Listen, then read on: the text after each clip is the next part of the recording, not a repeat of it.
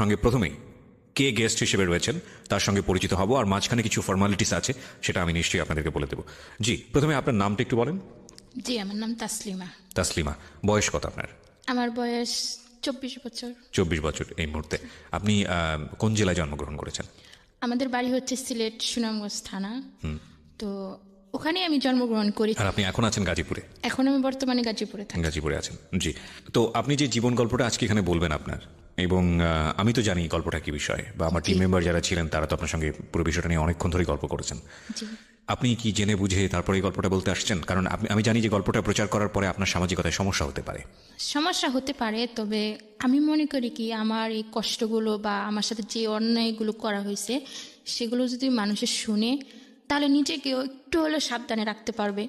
আর যারা এই ধরনেরগুলো অপরাধগুলো করে থাকে তারা যেন তার থেকে বিরত থাকে। আমি জানি না মানে আমাদের যে সমাজ ব্যবস্থা সেখানে আপনার এই গল্প বলার পরে কী ধরনের প্রভাব আপনার ব্যক্তি জীবনে পড়বে, কিন্তু আমরা আমাদের অনুষ্ঠানের শুরুতে এই বিষয়টা পরিষ্কার করি যে সম্পূর্ণ রিস্ক হচ্ছে আপনার, এবং যারা এখানে আসেন তারা মূলত মানুষের জন্য উপকারী করেন। এবং আজকের এই জীবন গল্পটা হয়তো অনেক বিবেকবান মানুষ মূলতই বিবেকবান, কিন্তু বিবেক কখনো কখনো ঢাকা পড়ে। তো সেই সব মানুষদের বিবেকের দ্বারটা হয়তো উন্মোচিত করবে। আমরা শুরু করতে চাই একেবারে ছোটবেলা থেকে, যেখান থেকে আপনার বলার আছে, আপনার যেখান থেকে মনে পড়ে। আমাদের ফ্যামিলিতে আমার বাবা মা 2 বোন 1 ভাই। তো আমাদের ফ্যামিলিটা মোটামুটি ভালোই সুখেরই ছিল। বাবা কি করতেন? বাবা ইন্ডিয়ার ব্যবসা করতেন, মানে ইন্ডিয়া থেকে কাঠ এনে তারপরে বাংলাদেশে বিক্রি করতেন। আচ্ছা, মোটামুটি ব্যবসা ভালোই ছিল। জি। তো আমি ছোটবেলা থেকে একটু অন্যরকম ছিলাম, যে কখনো আমার মা আমাকে বলতেন না যে তুমি আরবি পড়তে চাও। আচ্ছা, আমি নিজে থেকেই যেতাম। কখনো আমার স্কুলে যাওয়ার কথা আমার মা আমাকে বলেনি, আমি নিজে থেকেই যেতাম। আচ্ছা, যখন আমি ক্লাস 1-এ পড়ি তখন আমার বাবা মানে 10,000 টাকা আমার আম্মুকে দেয়, বলে যে এই টাকাগুলো রাখো, কালকে মাল কিনতে হবে। আচ্ছা, তো আমার ভাইয়া আবার ওই দৃশ্য দেখে। তখন আবার আমার ছোট্ট একটা বোন হয়, 2 মাস বয়স। তো আমরা 3 বোন 1 ভাই। তো আমার আম্মু আমার ছোট বোনকে দোলানিতে শুয়ে দিয়ে মানে নদীতে গোসল করতে যায় আমাদেরকে নিয়ে। জি। তা আমার ভাইকে বলে যায় যে তুমি একটু তোমার বোনকে দেখো। আমার ভাই কি করে ওই সুযোগে ওই 10,000 টাকা নিয়ে সে পালিয়ে যায়। আচ্ছা। কোথায় যায় সে কেউ বলতে পারে না। আমার আম্মু অনেক কাঁদে, তাকে অনেক খুঁজে, কিন্তু কোথাও তাকে পাওয়া যায়নি। তো আমার বাবা একটু অন্যরকম ছিলেন, কারণ মেয়েদের পড়াশোনা করা বা ছেলেদের লেখাপড়া করানো এগুলো মানে পছন্দই করতেন না। আচ্ছা। আমার মা পছন্দ করতেন কিন্তু বাবা পছন্দ করতেন না। ওকে। তো আমার ভাইয়া চলে যাওয়ার পর প্রায় 1 বছর মানে নিখোঁজ থাকে। তা আমার মা অনেক কান্নাকাটি করেন যে আমার ছেলেটা কি বেঁচে আছে নাকি মরেই গেছে। তো বাবা বলতেন যে ঠিক আছে, আমি তোমার ছেলেকে খুঁজে নিয়ে আসবো। আপনার ভাইয়া যখন এরকম পালিয়ে যায় তখন তার বয়স কত? তখন তার বয়স 15 থেকে 16 বছর হবে। ঠিক আছে, তখন আপনার বয়স কত? তখন আমার বয়স, আমি ক্লাস 1-এ পড়ি, 5 বছর বয়স। তো ভাইয়াকে খুঁজতে খুঁজতে একসময় বাবা খুবই অসুস্থ হয়ে পড়েন। তো বাবা আমাদের ভৈরব রায়পুরা থানা, ওখানে আমার একটা হুপু আছে, হুপুর বাসাতে যান অসুস্থ অবস্থায়। তো ওখানে গেলে আমার হুপু দেখে চিকিৎসা করায় কিন্তু ভালো হয় না। জি। তো আমার হুপু বলতেছে যে ভাই তুমি তো এখানে আসছো, কিন্তু তুমি যদি এখানে মারা যাও তাহলে তোমার স্ত্রী সন্তান তোমাকে দেখতে পারবে না। ওকে। এক কাজ করে তুমি বাড়িতে চলে যাও। তা আমার মা এক কাজ করে আমাকে নিয়ে অনেক দূরে একটা হুজুরের কাছে যায়। আচ্ছা। গিয়ে হুজুরের পায়ে হাতে ধরে কাঁদতে থাকে যে আমার একমাত্র ছেলে, তার বাবা অসুস্থ, এখন সে যদি বাড়িতে না আসে, যদি তার বাবা মারা যায় তাহলে আমার স্বামী বলে যে ও নাকি ওকে মাটিও দিতে পারবে না, তাহলে একটা সুখ থেকে যাবে। তো উনি বলে কি মা কেঁদো না। তো শনিবারে যাই আমাকে নিয়ে, তো উনি কিতাব দেখে 2টা তাবিজ লিখেন, যদি আপনার ছেলে জীবিত অবস্থায় থাকে তাহলে 7 দিনের ভিতরে ফিরবে, আর যদি না ফিরে তাহলে ভাববেন যে আপনার ছেলে মারা গেছে। তো আমার আম্মু আইনা তাই করে, শনিবারে তাবিজটা না রাখে, দেখা যাচ্ছে বৃহস্পতিবার রাত্রে 9টার দিকে আমার ভাইয়া বাড়িতে পৌঁছে যায়। জি। তো আমার ভাইয়াকে দেখে আমার আম্মু অনেক কাঁদতে থাকে যে তোর বাবা অসুস্থ, তুই কোথায় হারিয়ে গেছিলি। তখন ভাইয়াও কাঁদতে থাকে, বাবার পায়ে যায় পড়ে আমি ভুল করছি, আমাকে ক্ষমা করে দাও। তো আমার বাবা বলে কি না, সন্তানে যতই ভুল করুক মা বাবার কাছে ভুল মনে হয় না, আচ্ছা। আমি তোমাকে ক্ষমা করে দিছি। ওকে। তো আমার ভাইয়া আসার পরে 21 দিন পরে কি আমার বাবা মারা গেছে। তো আমার অনেক কষ্ট লাগে যে অল্প বয়সে এত ছোট্ট বয়সে আমার বাবাকে আমরা হারিয়ে ফেললাম। তো এমনিতে অভাবের সংসার বেশি একটা উন্নত ছিল না। আমার ভাই আমার মা দুজনে রুজি করে একটু জমি ছিল, ওগুলা কিছু বিক্রি করছে আর কিছু বাড়িটা ছিল। ওরকম করে আমাদের দেখা যায় 5 পর্যন্ত পড়ানোর একটু হয়, মোটামুটি আমার মা আমাদের নিয়ে চলতেছে। ঠিক ওই অবস্থায় আমার 5-এর পরীক্ষা শেষ। তো আমার ভাইয়া চট্টগ্রামে থাকতো, জি ওখানে থেকে কাজ করতো। ওখানে আবার আমার বাবা আমার মাকে বিয়ে করার আগে আরেকটা বিয়ে করছিল। তো ওনার মানে আমার বড় আম্মু মারা গেছে। জি তো ওনার আবার একটি মেয়ে আছে, উনিও আবার চট্টগ্রামে থাকে, ওনার ওখানেই বিয়ে হয়। আমাকে নিয়ে আমার ভাই ওখানে যায় বেড়ানোর জন্য। তা আমি বেড়াতে যাই, আবার বোনের বাসায় থাকি। তো বোনের একটা দেওর আছে, মানে উনি মাঝে মাঝে আসতেন। তখন আমার বয়স মনে করেন 10 বছর বয়স। জি কিরকম জানি খারাপ নজরে তাকাইতেন আমার দিকে। তো আমার কাছে খুবই যন্ত্রণা মানে মনে হইতো যে ওই লোকটা এরকম কেন, এইভাবে তাকাচ্ছে কেন আমার দিকে। এক পর্যায়ে ও কি করে আমার হাতে ধরে টেনে ধরে আমাকে। তা আমি কোনো রকমের ছুঁইটা পালাইয়া যাই। তো আমি ভাইয়াকে বলি, ভাইয়া আমার না এখানে থাকতে ভালো লাগে না, আমি বাড়িতে চলে যাব, আমি এখানে থাকবো না। তো ভাইয়া আবার 2-3 মাস পরে আমাকে সিলেট নিয়ে আসে, বাড়িতে চলে আসি। আসার পরে আমি আমার মামার ক্ষেত আছে, মানে আলু করে, অনেক কিছু চাষ করে ওরা, ওদের ওখানে যাই মানে আলু তোলার জন্য। জি তো মামা বলে কি যে না, তোরা আলু তুলবি না, তোদের আলু তোলার কোনো প্রয়োজন নেই, তোর মা ভালো না। তো এই কথাটা বলার পরে আমার অনেক খারাপ লাগে যে আমার মা ভালো না, কি করছে আমার মা, এক্স্যাক্টলি। কাকে প্রশ্ন করব। একদিন মা বড়ই পারতে বড়ই গাছের তলায় যাই আর কি, অনেকটা দূরে। মানে মাকে কিভাবে প্রশ্ন করব, আর একাকি কোথাও আমি মাকে পাচ্ছি না যে এই প্রশ্নটা আমি করব। জি তো ওখানে যাওয়ার পরে আমি আমার আম্মুকে বলি যে মা, ওরা কি বলে এসব, লোকেরা বলে তুমি নাকি ভালো না, কি করছো মা তুমি? কই আমি তো কিছু করি নাই। তারপরে আমি মনে করেন সপ্তাহখানিক থাকার পরে আমি বুঝতে পারি এবং কি জানতে পারি যে আমাদের প্রতিবেশী একজন মানে আমাদের সম্পর্কের দুঃসম্পর্কের মামা হয়, তার সাথে আমার মায়ের বিয়ে হয়ে যায়। ও ওকে। তো আমার ভাইয়া আসছে, আমার ভাইয়া বাজারে ঘাটে যায়, সেও শুনে তার কাছে খুবই খারাপ লাগে, সম্মানে বাঁধে। তো আমার ভাইয়া এক পর্যায়ে রাগ করে বাড়ি বিক্রি করতে চাই। তো গ্রামের লোকজন কিছুতে বাড়িটাকে বিক্রি করতে দেয় না। তো বলে কি, তুমি যখন বিয়ে বসে গেছো আমাদের দিকে তাকাইলে না, তাহলে আমার ভাই বোন নিয়ে আমি যেদিকে চোখ যাই আমি ওদিকে চলে যাব। তো উনি কি করেন, আমাদের 3 বোনকে নিয়ে চলে যেতে চাই। কিন্তু আমার ছোট্ট বোনটা ছোট্ট ছিল, 3 বছরের মতন। তো ওকে রেখে দেয় গ্রামের মানুষ, কিন্তু আমাদেরকে রাখিনি। তো আমরা দুজনকে নিয়েই চট্টগ্রামে চলে যাই। ওকে যাওয়ার পরে আমি এত ছোট যে কোথায় যে কাজ করব সেটা আমার পক্ষে সম্ভব না, বা কেউ আমাকে নিবেও না। তো ভাইয়া বলে যে কি কাজ করো, আমি একা কাজ করে তোমাদের পালবো। আবার আমার ছোট বোনটাকে স্কুলে ভর্তি করে দেয় ওখানে নিয়ে, কিন্তু আমাকে স্কুলে ভর্তি করে না, আমাকে কাজের জন্য চাপ দিতে থাকে। জি তা আমি বিভিন্ন অফিসে যাই চাকরি নেওয়ার জন্য, কিন্তু কোথাও আমার চাকরি হয় না। লাস্ট পর্যন্ত আমি একটা সুতার ফ্যাক্টরি, ওখানে গিয়ে কাজ করি। 1 সপ্তাহ কাজ করার পরে নাইট ডিউটি আসে। জীবনে কখনো জেগে থাকিনি। তো আমি 2 দিন নাইট করার পরে কি হয় যে জ্বর আসে আমার শরীরে, প্রচুর পরিমাণ জ্বর। জ্বর আসলে কি করে, আমি শুয়ে থাকি ঘরের ভিতরে, আমার ভাই একটা লাঠি নিয়ে আসে আমাকে অনেক মারে, যে তুই শুয়ে আসিস ডিউটি ফালাইয়া, তারপরে তোর চাকরিটা কি থাকবে, এরকম বলে। তখন আপনারা কয়জন মিলে থাকতেন একসঙ্গে? আমার 2 বোন, মানে আমার ছোট বোন, আমি, আমার ভাই, 3 জন মিলে থাকতেন 3 দিন মিলে, মানে চিটাগংয়ে বাইচে মুস্তান, ওখানে থাকতাম। আচ্ছা। আর আপনার মা তো তখন বিয়ে হয়ে অন্য কোথাও চলে গেছে? অন্যের ঘরে চলে গেছে। ওকে। তখন আমার ভাইয়ার এই মায়ের আমি কিছুতেই সহ্য করতে পারিনি। তো মায়ের খেয়ে আমি আমার এই সৎ বোনের কাছে যাই, বলে যে আপা তুমি আমার যে কোনো একটা কাজের ব্যবস্থা করে দাও। বলতে সৎ বোনটাকে মানে আমার বাবার আগের তরফের মেয়ে। ও, আগের তরফে আমার একটা বিয়ে ছিল। আচ্ছা, বিয়ে ছিল, মানে উনি মারা গেছে। তো উনার একটা মেয়ে থাকে। তো উনি আমাদেরকে বেশি একটা কেয়ার করতেন না, মানে দেখতে পারতেন না, আশ্রয় দিতেন না, ভালোবাসতেন না আমাদেরকে। তবুও আমি ওনার কাছে যাই বলি যে আমাকে একটা চাকরি দাও বা একটা কাজ দাও, আমি ভাই আমাকে মারে, আমি ওখানে থাকবো না। তো উনি কি করেন, ওনার একটা দুঃসম্পর্কের একটা মেয়ের সাথে মানে ফিশারিতে নিয়ে চাকরি দেয় আমাকে। আচ্ছা।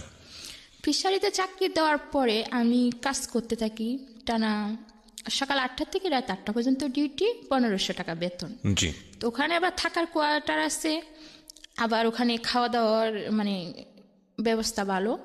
600 টাকা মাসে কাটে। তো মেয়েদের সাথে ওখানেই আমি থাকতাম।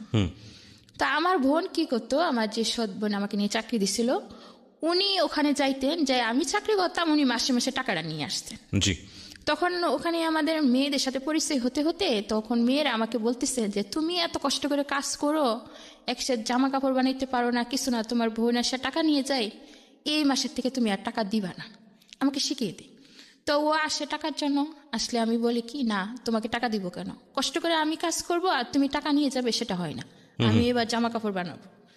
তখন আমি কেরানিকে গিয়ে বলি যে আপনি আমার বোনের হাতে বেতন দেন কেন, আমার বোন কাজ করে না আমি কাজ করি, তুমি এই কাজ করো, তাহলে আর টাকা আমার কাছে দিবেন।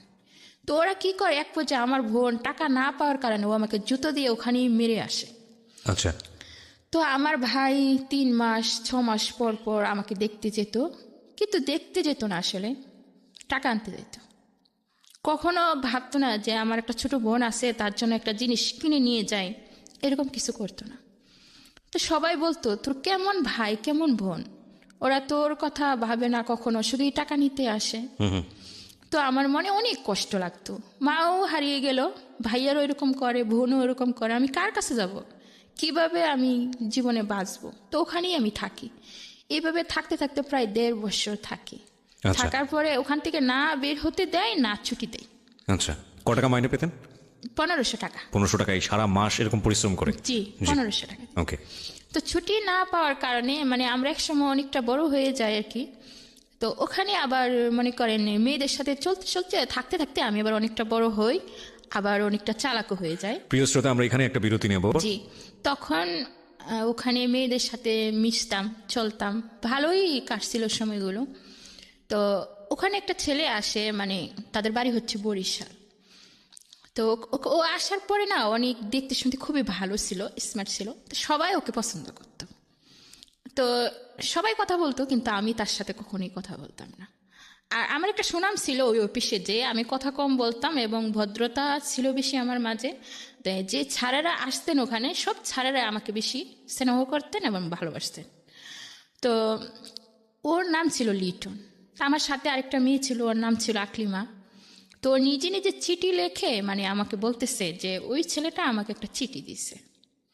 তো আমি বলতেছি ওই ছেলেটা তোমাকে চিঠি দিবে, আমি বিশ্বাস করি না। তো ও আমাকে হিট লাগাইতেছে যে আমাকে দিবে না তো কি তোমাকে দিবে, আমাকে হ্যাঁ আমাকে দিবে। ছেলেটার নাম কি ছিল? লিটন। লিটন, ওকে। তো আমি বললাম, ও আমাকে সাথে চ্যালেঞ্জ করতেছে যে 1 সপ্তাহ টাইম, যদি তুই এই চ্যালেঞ্জে জিততে পারস তাহলে আমি তোকে 1000 টাকা খাওয়াবো, আর যদি তুই হেরে যাস তাহলে আর তুই আমাদেরকে 1000 টাকা খাওয়াবি। ওকে। মানে এরকম একটা বাজি ধরে আর কি আমার সাথে। তো আমি কই ঠিক আছে। তো ছেলেটা দিনে ডিউটি করতো, আর আমরা নাইট ডিউটি করতাম। তো ওরা বের হতো আর আমরা ঢুকতাম, ঠিক ওই অবস্থায় ওর সাথে আমার দেখা হতো বেশিরভাগ সময়। তো আমি আগে থেকে বুঝতে পারতাম যে ছেলেটা আমাকে অবশ্যই পছন্দ করছে। তো আমি ওকে দেখে হাসতাম।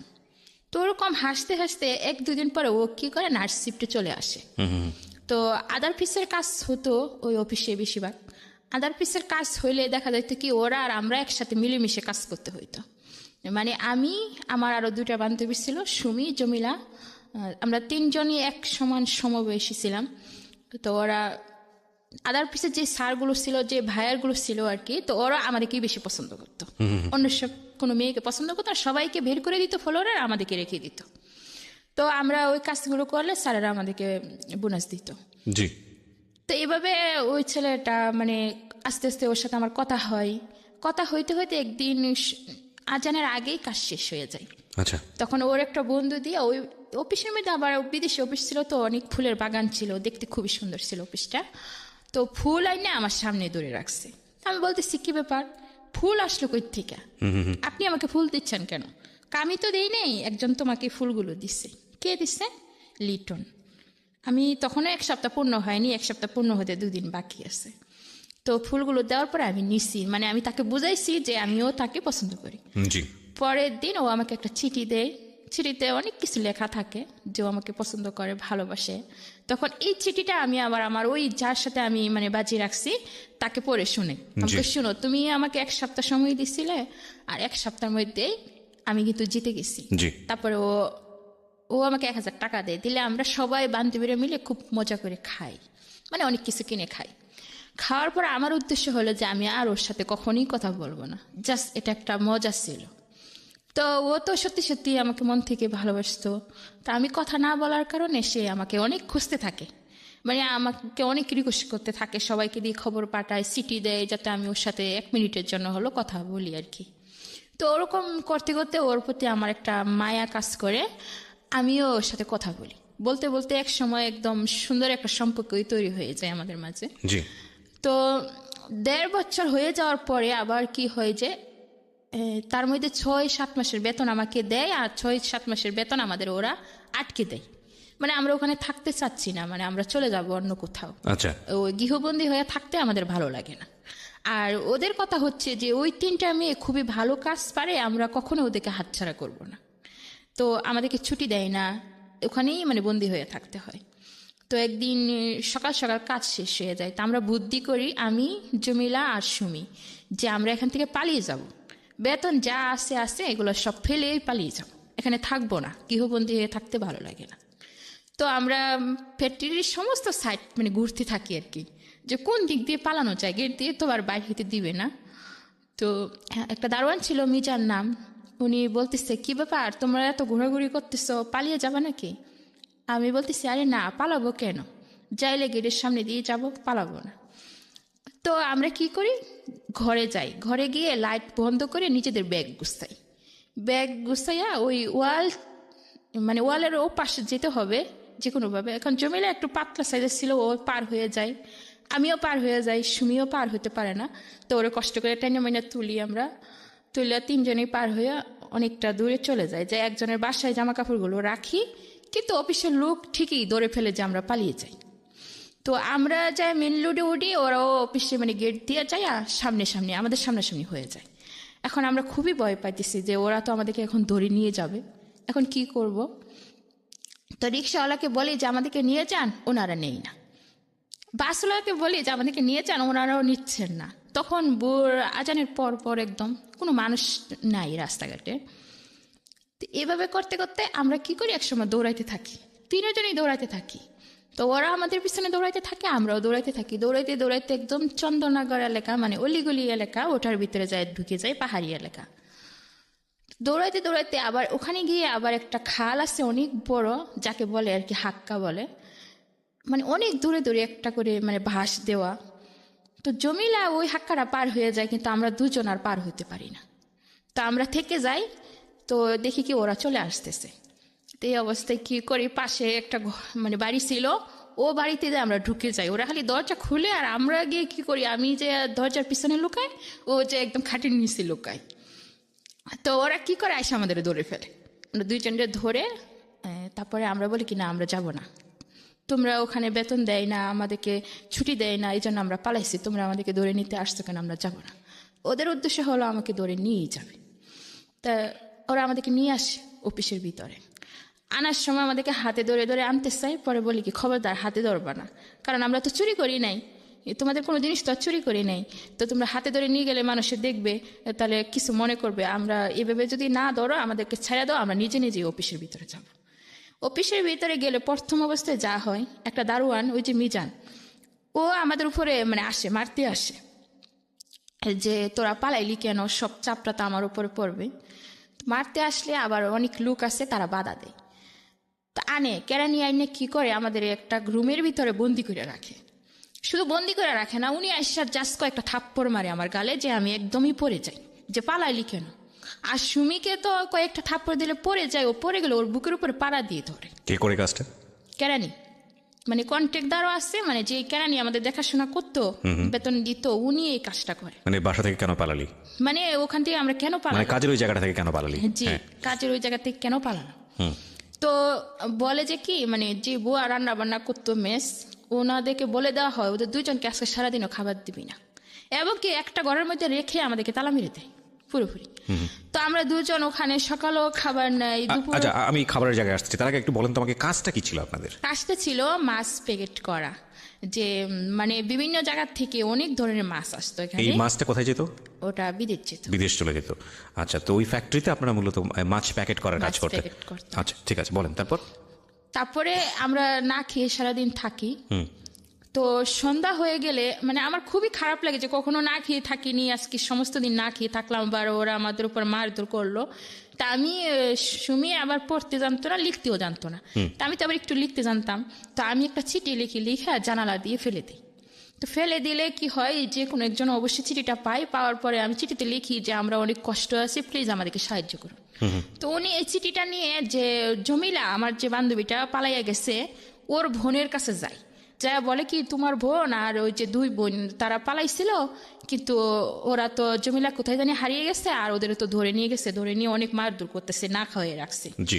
তো ওনাকে আমরা আপা বলে ডাকতাম, ওনার নাম ছিল আমেনা, ওদের বাড়ি হচ্ছে কক্সবাজারে। তো উনি আবার আমাকে খুবই মায়া করতেন। তো ওনার কাছে যখন এই খবরটা যায় উনি সহ্য করতে পারেন না, উনি একদমই থানায় চলে যান সঙ্গে সঙ্গে। আচ্ছা। থানায় গিয়ে পুরো ঘটনা বলার পরে তারপরে আমরা কি করে, রাত্রেও আমাদের খাবার দেওয়া হয় না, খাবার না দিয়ে ওই অবস্থাকে আমাদেরকে ডিউটিতে পাঠানো হয়। তো আমরা ডিউটিতে ঢুকি মনে করেন 10টার থেকে 10:30 হবে টাইম। তো আমার খুবই মাথা ঘুরাইতেছে, সমস্ত দিন না খেয়ে রয়েছি, খুবই কষ্ট লাগতেছে, মানে আমি যে টেবিলে দাঁড়িয়ে কাজ করব আমার করতে পারতেছি না, সে শক্তিটুকু নাই, সে শক্তিটুকু নেই। তো আমি সুমিকে বললাম যে সুমি চল আমরা বাহিরে চলে যাব, কাজ করব না, মেরে ফেলবে। তো আমরা গ্লাস সিস্টেম অফিস ছিল, গ্লাসটা খুলে খালি বাহিরে হব, ঠিক ওই মুহূর্তে 2-3টা গাড়ি বা কয়েকটা স্কুটার আসলো, সবই পুলিশ ছিল, ওসি ছিল, 2জন উকিলও ছিল সাথে। তো ওরা আসার পরে দারোয়ান তো গেট খুলে না, দেখলাম কি গেট ভেঙে ভিতরে ঢুকে। তারপরে ওরা চলে আসে, আসার পরে মানে যাকে পাচ্ছে তাকে মারতেছে, ভাঙচুর করতেছে, অনেক ভাঙচুর করতেছে পুলিশ। তো আমাদেরকে 2টা উকিল এসে আমাদেরকে খুঁজতেছে যেখানে তাসলিমাকে সুমিকে। তখন আমরা বললাম আমার নামই তাসলিমা, আমরা সুমি। তো উকিল 2জন আমাদের সাথে অনেক কথা বললো যে তোমাদেরকে নাকি মারধর করছে। আমি বলি জি স্যার, আমাদেরকে মারধর করছে, না খাওয়াই রাখছে সমস্ত দিন। তো ওনারা মনে করেন কেরানিকে পায়নি, কেরানি লুকিয়ে যায়, তো ওকে ধরতে পারে না। তো ওনারা চলে যাচ্ছে এক পর্যায়ে ভাঙচুর করার পরে। তখন আমি উকিলকে বললাম যে আপনারা তো চলেই যাচ্ছেন, আপনারা চলে যাওয়ার পরে হয়তো আজকে আমাদেরকে রাত্রে এখানে জবাই করে রাখবে। পরে বলে কি কার এত বড় সাহস যে তোমাদেরকে জবাই করবে।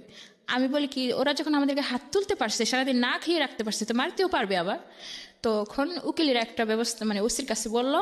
তো ওসি ওই অফিসের একজন স্যার আর কি, যার মানে ক্ষমতা আছে ভালো, তো ওনাকে ডাইকে বলে কি এই মেয়ে 2জন আপনার জিম্মায়, যদি ওদের কিছু হয় তাহলে মনে করেন আপনার অনেক অবস্থা খারাপ হয়ে যাবে।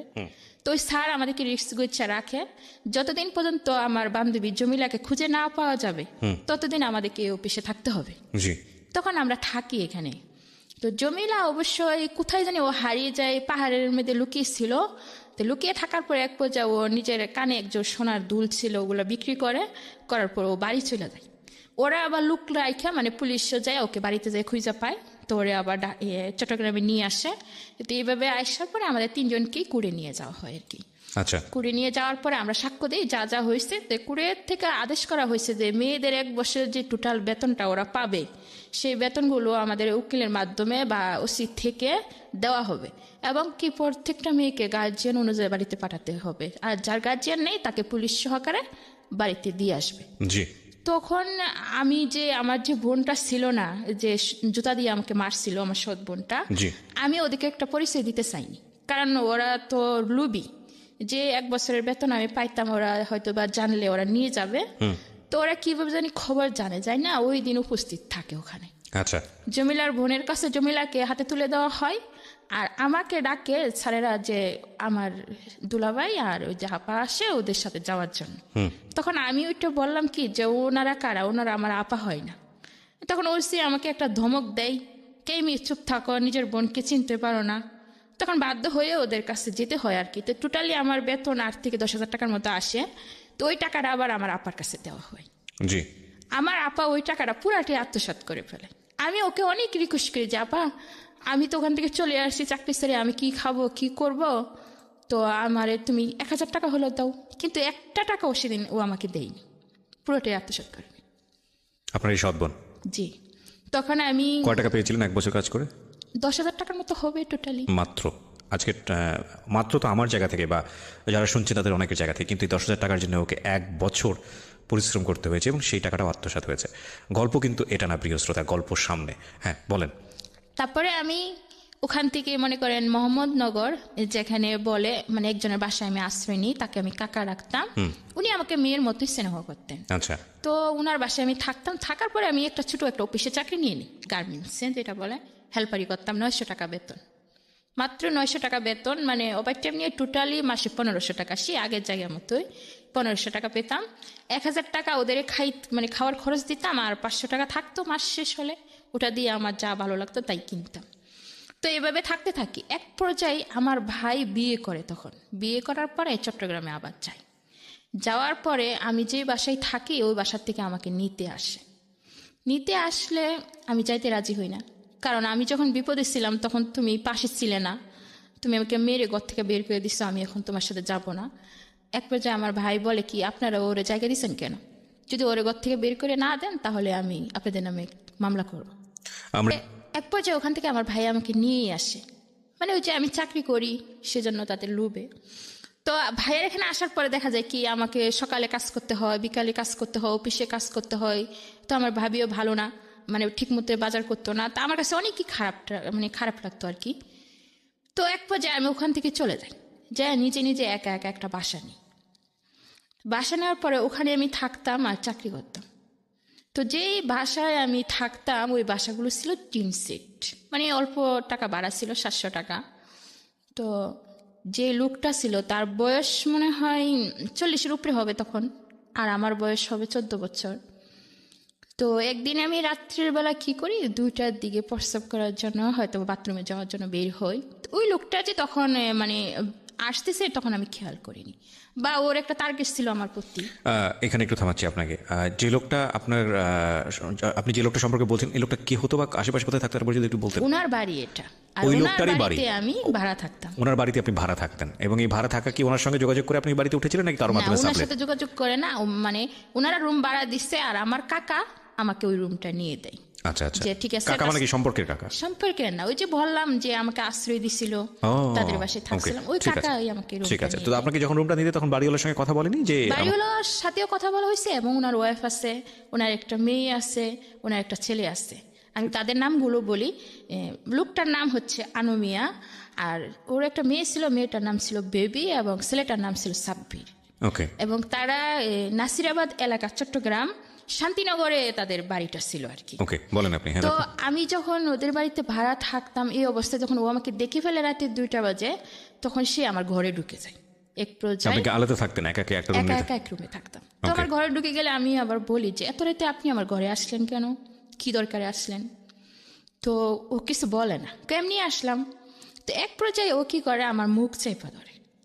তা আমি ওর সাথে অনেক জোরাজোরি করলেও কিন্তু আমি শক্তিতে অবশ্য পারি না, সেই রাতেও সে আমাকে রেপ করে। তো বলে কি, চিল্লাচিল্লি করে কোনো লাভ নেই, চিল্লাচিল্লি করলে নিজের মান সম্মানই যাবে, তোমাকে লোকে খারাপ বলবে, আমাকে কিছু বলবে না। তো আমি পরের দিন অফিসে চলে যাই, কিন্তু অনেক কাঁদতে থাকি যে এটা কি হলো আমার সাথে, আমি তো কোনো অন্যায় করিনি, তবে ওই লোকটা এত খারাপ কেন? তো আমার একা থাকতে খুবই ভয় লাগতো ওই বাড়িতে, ওই ঘটনার পর থেকে। তো আমার আরেকটা মানে মেয়ে আর কি, তাকে আমি ভাবি ডাকতাম সম্পর্কে। তো ওর কাছে যাই বলি যে ভাবি, ওই বাসায় থাকতে না আমার খুবই খারাপ লাগে, রাত্রে একা একা, ওই লোকটা জানি কেমন, মানে পুরোটা তাকে আর খুলে বলি না। আচ্ছা। তো ও বলে কি ঠিক আছে তুই আমার কাছে থাক। তো আমি বললাম কি, তাহলে ভাইয়া কোথায় থাকবে? তো কাজে চলে যাবে, তো তুই আমার কাছেই থাক আজকে রাত্রে। ওর আবার ছোট একটা বাচ্চা হয়, 2-2.5 মাসের। তো আমি ওই বাসায় ওর সাথে ঘুমিয়ে পড়ি। তো ওর স্বামী বলে যে কি আমি আজকে রাত্রে বাসায় আসবো না। ও আমাকে দেখে যায় যে আমি ওর বাসায় আসি বর্তমানে। ও রাতের প্রায় 1টার দিকে চলে আসে। ওর হাজবেন্ড চলে আসলে এক পর্যায়ে আমি তো ঘুমিয়ে থাকি, আর কিছু বলতে পারতেছি না, কারণ সারাদিন কাজ করছি, আমার শরীর খুবই দুর্বল, আমি ঘুমিয়ে পড়ি। আর ওর হাজবেন্ড আসার পরে কি হয় যে, ওর ছোট্ট বাচ্চাটাকে কোলে নিয়ে ওর বউ বসে থাকে, আর ওর হাজবেন্ড চাচ্ছে যে আমার এখানে আসবে, আমার কাছে আসবে। আর ওর বউ চাচ্ছে যে কি, ছোট্ট একটা মেয়ে বা এমন একটা ইতিম মেয়ে, তুমি ওর কাছে যেও না বা ওকে নষ্ট করো না।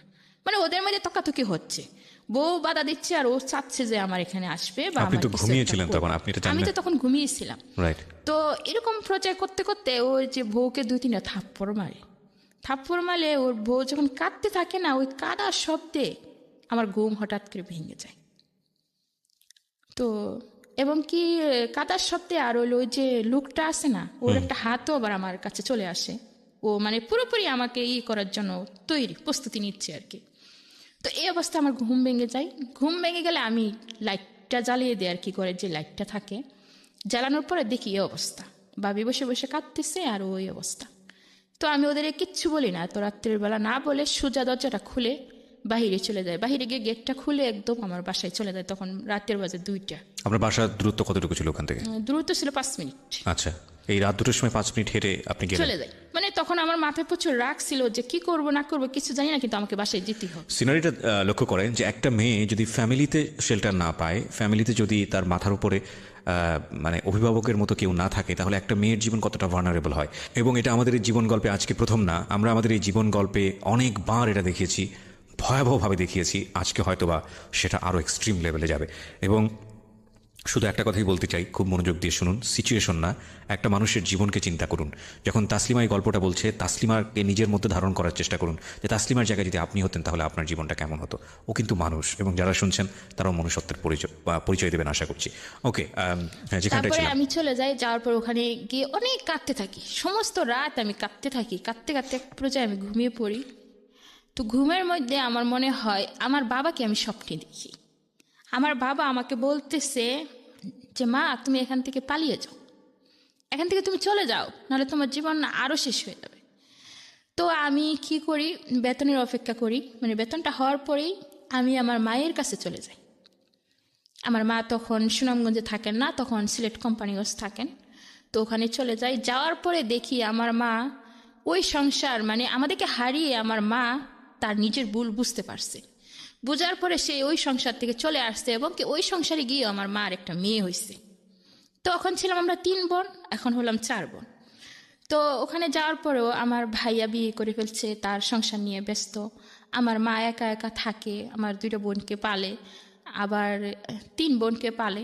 এখন আমিও যদি ওখানে বসে থাকি তাহলে আমার মার এমনি অবস্থা খুবই খারাপ। আর আমাদের দেশে যে জমিটা ছিল, আমার ভাই ওটা বন্ধক দেয়, বন্ধক দিলে আরেকজন ডুপ্লিকেট করে ওটা লিখে নেয়। তো ওই বাড়িটাও শেষ, এখন মানুষের বাড়িতে ভাড়া থাকতে হয়, খুবই অভাব সংসারে। তখন আমি 1 মাস থাকি ওখানে। থাকার পরে যেটা হয় আর কি, মেয়েদের যে মানে মাসে মাসে পিরিয়ড হয় আর কি, এটা হয়ই না। না হওয়ার কারণে আমি কাউকে জিজ্ঞেস করি, একজনকে জিজ্ঞেস করি, তখন সে পাত্তা দেয় না, বলে কি তুই তো আবি একটা মেয়ে, তোর কি হবে। মানে উনি আরো হাসে। তো ওই জিনিসটা আমি কারোর কাছে কিছু বলতেও পারতেছি না, বা জিনিসটা নিয়ে কোনো আলোচনা যে করব সেটাও পারতেছি না। মানে আপনার মধ্যে কি কোনো ভয় বা সংশয় ছিল, বা আপনি কি বিষয়গুলো জানতেন যে আমি ওই এটা না হওয়ার বিষয়গুলো মানেটা কি? অবশ্যই জানতাম না যে এভাবে এক্স্যাক্টলি, সেটাই আমার বাচ্চা প্রশ্ন ছিল হয়। যে আপনি জানতেন না বিষয়টা। জানতাম না। ওকে, তারপর? তো আমি ওখান থেকে আবার চট্টগ্রামে চলে যাই। যাওয়ার পরে ওখানে থাকি না, তখন আমি কাকার সাথে যোগাযোগ করি যে কাকা আমি শান্তিনগর আর থাকবো না। তখন কাকা এক জায়গায় চাকরি করতেন, তো ওখানে আমাকে একটা বাসা নিয়ে দেন। উনি কোনো খারাপ ছিলেন না, আমাকে নিজের মেয়ের মতোই দেখতেন। জি। দেখার পরে আমি ওখানে বাসা নেওয়ার পরে চাকরি হয় না। তো উনি বলেন কি যে ওনারা মেস হিসাবে থাকতেন, তো বলে তাসলিমা তুমি আমাদের মেসে রান্না করো, তুমি খাবে, তোমাদেরকে বেতনও দেব। তো বসে থেকে তো আর লাভ নেই। তো আমি ওই মেসে রান্না করতাম, সমস্ত দিন রান্না করতাম, 2 বেলা রান্না করতাম আর কি। তো ওই সন্ধ্যার আগেই আবার বাসায় চলে যেতাম। তো কাকা আমাকে অনেক সময় একটু রেট হলে নিয়ে দিয়ে আসতেন বাসায়, খুবই ভালোবাসতেন। এ পর্যায়ে আরেকজন একটা লোক, মানে কাকার সাথে কাকার একটা ফ্রেন্ড হবে, ওর বাড়ি হচ্ছে রংপুর, নাম হচ্ছে হালিম। তো উনি আবার আমার কাকাকে বলে যে উনি কি আপনার আপন বাইস্তি? বলে কি না। তাহলে আপনি যখন ওকে এত কেয়ার করেন, এত ভালোবাসেন, তাহলে ওকে বিয়ে করে ফেলেন। তা আমার কাকার মাথায় কিন্তু এগুলো ছিল না কখনোই। তো কাকা বলে না, ওকে আমি নিজের মেয়ের মতো দেখি, কিভাবে আমি ওকে বিয়ে করব। তো বলে কি রক্তের তো কোনো সম্পর্ক নেই, তাহলে আপনি ওকে বিয়ে করতে পারেন। ওই লোকটার কথা শুনে কাকা আমাকে প্রস্তাব দেয় যে উনি আমাকে বিয়ে করবে। এদিকে আমার এই সমস্যাটা চলতেছে, তখন 2 থেকে 3 মাস হয়ে গেছে। তখনও আমি মানে আমার মাথা ঘুরায় বা বমি হয়, এগুলো আর লক্ষ্য করলেও আমি বুঝতে পারি না যে আমি আসলে মা হতে যাচ্ছি। তখন এভাবে 4 মাসের মতন হয়ে যায়, এভাবে 5 মাসের মতোই হয়ে যায়। তখন কাকারে অনেক বুঝাই আমি, আমাকে কাকা আপনি মানুষের কথা শুনে আমাকে বিয়ে করার চেষ্টা করতেছেন, এগুলো ঠিক না। ওই দিকে আবার হালিম যে লোকটার কথা বললাম, ও আবার আমার দিকে সবসময় নজর দিত, আর ও আমাকে মানে সম্পর্ক করার চেষ্টা করতো আর কি। তো 5 মাসের পরে যেটা হয় নাভির গোড়াতে একটু একটু লড়তো আর কি, বাচ্চা তো লড়ে। তো আমি অনেকটা ভয় পেয়ে যাই, কারণ এরকম লড়ে কেন, কি লড়ে। তখন আমি এই জিনিসটা কাকার কাছে বসে শেয়ার করতে পারি না, শেয়ার করি হচ্ছে হালিমের কাছে। তো উনি কি করে, আমাকে নিয়ে একটা ডাক্তারের কাছে যায়, যাইয়া পরীক্ষা করে দেখে 5.5 মাস আমি প্রেগনেন্ট। তখন উনি কাকাকে ফোন দিয়ে বলে তাসলিমা তো এই সমস্যা। না, কাকা আমাকে জিজ্ঞেস করে যে বাচ্চা এটা কিভাবে হলো বা কার। তখন আমি কিছুই বলতে পারতেছি না, কার কথা বলবো কি বলবো, মানে ওই কথাগুলো আমি বলতে পারতেছি না যে ওই লোকটা আমার সাথে এগুলো করছে, মানে সবসময় চুপ করে থাকতাম। থাকার পরে কাকা চট্টগ্রামের ঘটনা এটা, যেখানে আপনি জি, জি, রেপ হয়েছিলেন। চট্টগ্রামের ঘটনা। আর আপনি আপনার কাকার সাথে যে ঘটনাটা ঘটছে এটা কোথায়, কোন জেলায়? এটা হচ্ছে চট্টগ্রামের কালুরঘাট। কালুরঘাটে। তো আপনার কাকা কি বললে ওই লোকটাকে চিনতো? অবশ্যই চিনতো, কারণ তিনি তো হ্যাঁ, উনি তো ম্যানেজ করে চিনতো, উনি দিয়েছেন। তো রুম ভাড়া নিয়ে দিছিলেন, হ্যাঁ, উনি তো চিনতো। আপনি কিন্তু কাকাকে বললেন না কেন তখন? কাকাকে বলিনি, কারণ ওনার সাথে আমার বয়সের অনেকটা ডিফারেন্স ছিল। তা আমার মনে হতো কি, যদি আমি এই ঘটনাটা বলি তাহলে কাকারা আমাকে দেখতে পারবে না, আমাকে খারাপ মনে করবে, আর হচ্ছে ওনার সাথে হয়তো আমাকে বিয়ে দিয়ে দিবে, বা এগুলো নিয়ে আলোচনা হলে সামাজিকভাবে আমি অনেক লাঞ্ছিত হব, মানে ওরকম কিছু ভাবতাম। কিন্তু আমি যে কত বড় লাঞ্ছিত হতে যাচ্ছি সেগুলো আপনার মাথায় ছিল সেগুলো না? আমার মাথায় কত ছিল না। সালের ঘটনা এটা? এটা হচ্ছে 60 সালের। 2007 সাল। আমি কাকার যখন না বলি তখন কাকা সন্দেহ করে যে ওই হালিমের সাথে হয়তো বা আমার কোনো সম্পর্ক আছে। তো হালিমকে বলে যে তুমি ওকে বিয়ে করবা। তো এক পর্যায়ে ওকে বাধ্য করায় যে আমার সাথে মানে আমাকে বিয়ে করার জন্য।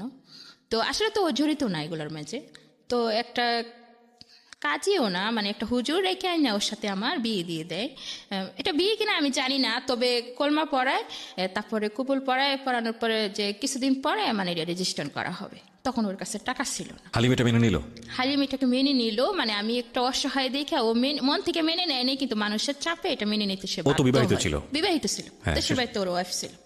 তো যখন ও আলাদা একটা রুম নেই, তখন সে আমাকে বলে নীরবে যে তাসলিমা তুমি বলো এটার জন্য কি আমি দায়ী? আমি বলি যে না। তাহলে কেন আজকে আমার এই অসম্মান, আমি কি দোষ করছি আমার বলো। তার মানে এখানে একটা পয়েন্ট আছে, সেটা হচ্ছে যখন আপনার কাকা হালিমকে চাপ দিচ্ছিল তখন আপনি চুপ ছিলেন।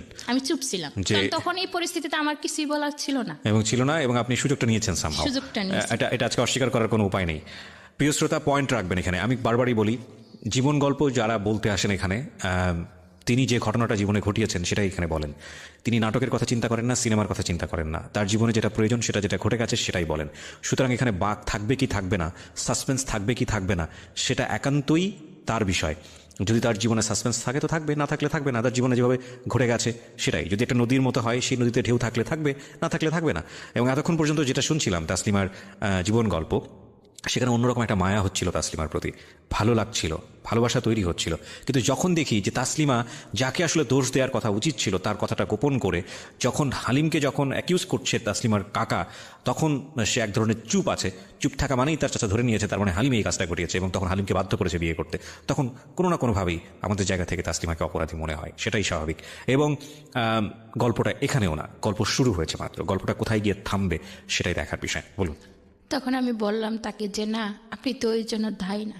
তো উনি আমাকে জিজ্ঞেস করলো যে কেন তাহলে এগুলো করলে, আমাকে কেন ফাঁসালে। রাইট। তখন আমি বললাম যে না, আমি আপনাকে ফাঁসাইনি। তো আমি এক পর্যায়ে ওনার কাছে যেটা বলতে গেলে আশ্রয় চাই, যে আপনি আমাকে একটা অসহায় মেয়ে হিসাবে বা বন্ধু হিসাবে আশ্রয় দেন, আমি আপনার কাছে আশ্রয় খুঁজছি। পরে সে শিক্ষিত ছিল, মানে বিয়ে পাশ ছিল, তার মনে এক পর্যায়ে সে আমাকে আশ্রয় দেয়। আচ্ছা। তার সাথে আমার কোনো স্বামী স্ত্রীর সম্পর্ক ছিল না, ওই দিক থেকে ও খুবই ভালো ছিল। ওকে। যখন আমার বাচ্চা মানে 8 মাস গর্ভাবস্থায় আমি, তো তখনও কি বলছিল যে বাচ্চাটাকে নষ্ট করতে ফেলতে? তখন সে বলছিল এক পর্যায়ে যে বাচ্চাটা কি নষ্ট করা যাবে কিনা। তখন মেডিকেলও নিয়ে গেছিল, তো মেডিকেল বলতেছে যে 8 মাস হয়ে গেছে প্রায়, বাচ্চাটা নষ্ট করা যাবে না। তখন ও আমাকে বলে যে তাসলিমা দেখো, আমি একটা ছেলে মানুষ, যদি তুমি এখানে থাকো তাহলে আমি তোমার জন্য কী বা করতে পারবো, আর এই অবস্থায় তুমি কি চাও আমার কাছে। আমি অনেক বিবেচনা করে দেখলাম যে একজন অপরাধ করবে আর একজন তার দায়ী নেবে, তা তো কখনো হতে পারে না। তখন আমি ওকে বললাম যে আপনি আমাকে এক কাজ করেন, ট্রেনের টিকিট কেটে আমাকে গাড়িতে তুলে দেন, আমি বাড়ি চলে যাব। পরে ও আমাকে টিকিট কেটে দেয়, গাড়িতে উঠিয়ে দেয়, তখন আমি বাড়ি চলে যাই। বাড়িতে যাওয়ার পরে আমার মা আমাকে কিছুই বলে না, কারণ তখন আমি বিপদে ছিলাম। তো আমাকে জিজ্ঞেস করে যে কিভাবে কি হয়েছে, তখন আমার মিথ্যে বলতে হয় এক পর্যায়ে আর কি, যে আমার বিয়ে হয়েছে বা আমার স্বামী আমাকে গাড়িতে উঠে দিয়ে গেছে তাই আমি আসছি, না হয়তো দেশের বাড়িতে মান সম্মান থাকবে না। তো এভাবে 8 মাস 9 মাস পার হয়ে যায়, পার হলে আমার ছেলে বাচ্চা জন্ম নেই। মানে আপনি ভেবে চিন্তেই বাচ্চাটার জন্ম হলো আপনার? জি, বাচ্চাটার জন্ম নেই। বাচ্চাটা জন্ম নেওয়ার পরে যা হয়, আমার মা, আমার ভাই বোন, ওরা অবশ্যই কেউ আমাকে দেখতে পারে না। তো আমার খুবই রাগ হয় যে আমার বিয়ে হলো না, সংসার হলো না, তো বাচ্চা হলো কই থেকে।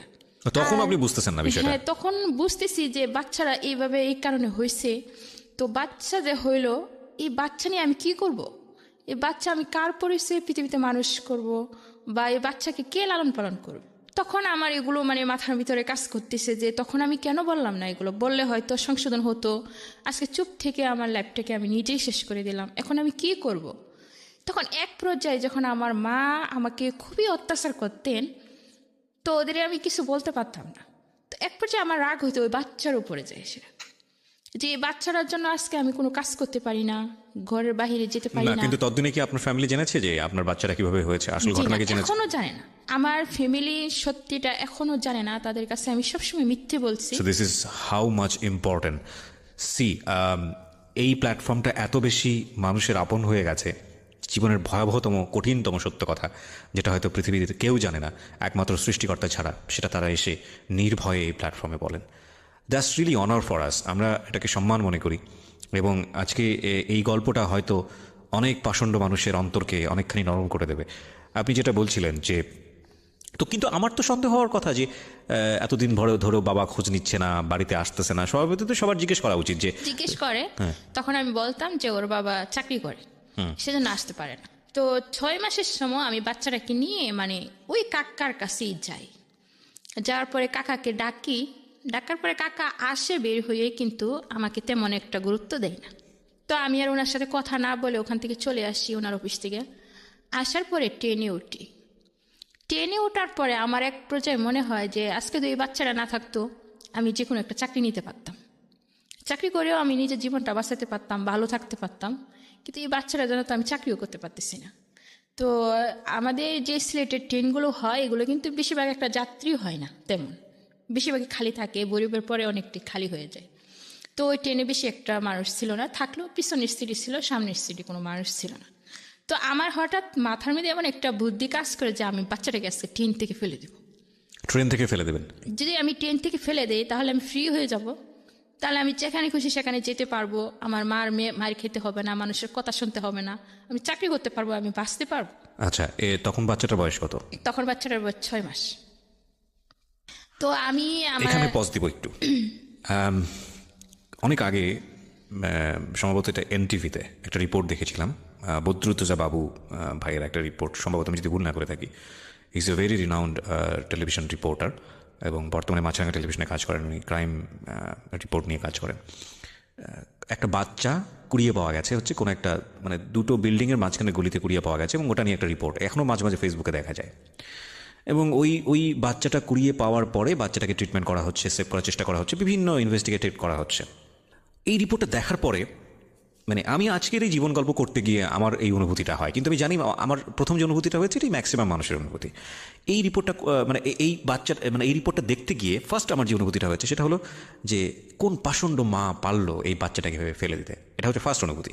সেকেন্ড অনুভূতি, নিশ্চয়ই এই বাচ্চাটার মান সম্মানে সামাজিকতায় আঘাত লাগবে, যে কারণে বাচ্চাটার পরিণতি এরকম হয়েছে।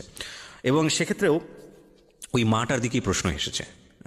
একবারের জন্যও কিন্তু মানে আমাদের প্রথম ইমোশন যেটা হয়, একবারের জন্য কিন্তু আমরা ওই ছেলেটার কথা চিন্তা করিনি যে এই ছেলেটার দ্বারা এই কাজটা হয়েছে, কিংবা যে পরিস্থিতিতে পড়ে মেয়েটাকে বাধ্য করা হয়েছে এই কাজটা করার জন্য, বা মেয়েটা আদৌ বাধ্য হয়েছে কিনা। বাচ্চাটার কষ্টে আমরা সবাই কষ্ট পাচ্ছি, এবং আমি জানি এরকম বাচ্চা সমাজে নেওয়ার জন্য অনেকেই প্রস্তুত থাকেন, অনেকের ঘরেই বাচ্চা কাচ্চা হয় না, অনেকেই চান একটা বাচ্চা। কিন্তু আমি বরং গল্পটাকে একটু অন্যভাবে আপনাদেরকে ভাবাতে চাই। দেখুন, কতটা শক্তিশালী ভয়াবহ একটা ব্যাকগ্রাউন্ড থাকলে, কতটা শক্তিশালী কারণ থাকলে, মা তো মাই, সে যেই হোক না, যে অবস্থায় হোক না কেন, একটা মা তার সন্তানকে ফেলে দিতে পারেন। কতটা শক্তিশালী কারণ থাকলে। অন্তত আজকের এই গল্প যে জায়গাটায় দাঁড়িয়ে আছে, প্রায় 1 ঘন্টা 10 মিনিট আমরা পার করে ফেললাম আমাদের এই জীবন গল্পে, সেখানে এসে অন্তত আপনাদের এই উপলব্ধিটা হওয়া উচিত যে যখন তাসলিমা ট্রেন থেকে বাচ্চাটাকে ফেলে দিতে যাচ্ছে, রাইট? সো সেই মুহূর্তে আপনি যদি শুধু ওই সিনারিটুকুই দেখেন যে ট্রেনের মধ্যে আপনি বসে আছেন এবং একটা মহিলা দৌড় দিয়ে গেল কিংবা একটা কিশোরী মেয়ে দৌড় দিয়ে গেল, তার কোলের বাচ্চাটাকে ঠাস করে সে ফেলে দিল, আপনার অনুভূতিটা কী হবে? আপনার অনুভূতিটা হবে এই মেয়েটাকে মেরে ফেলি, বা এই মেয়েটা কী করলো, এই মেয়েটা তো পাগল, কিংবা এই মেয়েটার একটা চরম শাস্তি হওয়া উচিত। আপনার যা ইচ্ছা আপনি সেটা করার চেষ্টা করবেন। কিন্তু আপনি যদি এই লম্বা ব্যাকগ্রাউন্ডটা জানেন, আপনি কি পারবেন ওর থেকে আঙুলটা তুলতে? তবুও মানুষ আমরা, কথা হচ্ছে এটাই যে আমরা যেই মানুষ একটা শিশু সন্তানের যত্ন করতে জানে না, সেই শিশু সন্তানের যত্ন যেভাবেই হোক না কেন, জন্ম যেভাবেই হোক না কেন, সেই মানুষ আসলে মানুষ না। আমরা সেই জায়গাটা থেকেই তাসলিমাকে আরও গল্পটা সামনের দিকে এগিয়ে নিতে সুযোগ দিব, দেখি সে কী করেছে। হ্যাঁ, ট্রেনের ভিতরে আপনি বাচ্চাটা ফেলে দেওয়ার প্ল্যান করছিলেন, তারপরে আমি যখন তাকে ফেলে দিতে চাচ্ছি, ঠিক ওই মুহূর্তে ও আমার গলার মধ্যে জড়িয়ে ধরে। তখন আমি কিন্তু অর্ধেকটা মানে জানালার পাশে ওকে নিয়ে গেছিলাম। ঠিক যখন ও আমার গলায়তে জড়িয়ে ধরে, তখন আমার ওর জন্য খুবই মায়া হয় যে আমি 10 মাস 10 দিন গর্ভে ধারণ করলাম, জন্ম দিলাম, এতদিন পর্যন্ত তাকে আমি লালন পালন করলাম, বুকে দুধ খাওয়ালাম, অবশেষে আমি তাকে ট্রেনের নিচে ফেলে দিব না। তখন আমি ওকে বুকে জড়িয়ে ধরলাম। তো ওকে নিয়ে আমি আবার বাড়িতে ফিরে আপনার যাই। একবারের জন্য চিন্তা হয়নি যে ট্রেনের ভিতরে তো অনেক লোকজন আছে, আপনি ফেলে দেওয়ার পরে কি অবস্থাটা দাঁড়াবে? সেটা তো আর ভাবিনি। তখন তো আমি শুধু এটাই ভাবছি যে আমাকে বাঁচতে হবে, আমাকে ফ্রি করে দেখ, ফ্রি আমাকে। হতে হবে, মুক্ত হতে হবে অভিশপ্ত জীবন থেকে। তো যখন আমি বাচ্চাটাকে নিয়ে বাড়িতে ফিরে যাই, তো আবার সে একই অবস্থা, আমার মা অত্যাচার করতে আচ্ছা, থাকে। তখন পর্যন্ত জানে না যে এই বাচ্চাটার আসলে কার ওরসে জন্ম হয়েছে। আমি জানি না যে আজ পর্যন্ত সে জানে কিনা। আপনি যদি সাহসী একটা মেয়ে হতো, আমি জানি না সাহসী কথাটা এভাবে বলা উচিত হচ্ছে কিনা, আপনার কি একবারের জন্য মনে হয়নি যে এই বাচ্চাটা নিয়ে ওই লোকটাকে ফেস করতে, যে না বাচ্চাটা তোমার? ওই সময় কি মনে হতো না, বা সাহস পেতেন না? ওই সময় মনে হতো, কিন্তু আমার পাশে আমি তেমন কাউকে পাইনি। যদি আমার পাশে কোনো এরকম শক্তিশালী মানুষ পেতাম বা ওর বিষয়ে এগুলো বলতে পারতাম। আপনার তাৎক্ষণিকভাবে যেটা করা উচিত ছিল পুলিশের কাছে যাওয়া। রিয়েলিটি প্রিয় শ্রোতা, কারণ অনুষ্ঠানের ফরম্যাটের জায়গা থেকে আমাকে বলতে হবে, এটা নিয়ম। হয়তো আমাদের সবারই আশ্রয়স্থল হওয়া উচিত আমাদের পুলিশ ডিপার্টমেন্ট। আপনি পুলিশের কাছে কেন যাননি? যাইনি। কেন যাননি? যাইনি, তখন আমার মাথায় এগুলো ছিল না। এগুলো ছিল না। যদি থাকতো তাহলে কি যেতেন পুলিশের কাছে? অবশ্যই যেতাম। ওকে, ফাইন। সবারই আমি বলবো একটা কথা, যে আপনি বিচার পান কি না পান, ন্যায় বিচার পান, পুলিশের অনেক অনেক সদস্য আছে যারা সত্যি সত্যি অনেক মহৎ। আমরা একটা পারসেপশন আমরা একটা গ্রো করি, এবং সেটা অনেকের আচরণের জন্যই হয়, একটা নেগেটিভ পারসেপশন পুলিশ সম্পর্কে। কিন্তু আপনাদের প্রথম যেখানে নক করা উচিত সেটা হচ্ছে থানা পুলিশ, এরকম ঘটনা ঘটলে। ওকে, বলুন তারপর। তারপরে আগের মতোই আমার আম্মু আমার সাথে ব্যবহার করতে থাকে। তখন প্রায় 9 মাস হয়, তখন আমার ছেলে প্রায় হাঁটতে শিখছে। তো একদিন আমার আম্মু আমাকে অনেক মারে, মেরে ঘর থেকে বের করে দেয়। তো আমার মনে হয় যে এই জীবনটা আমার খুবই অভিশপ্ত।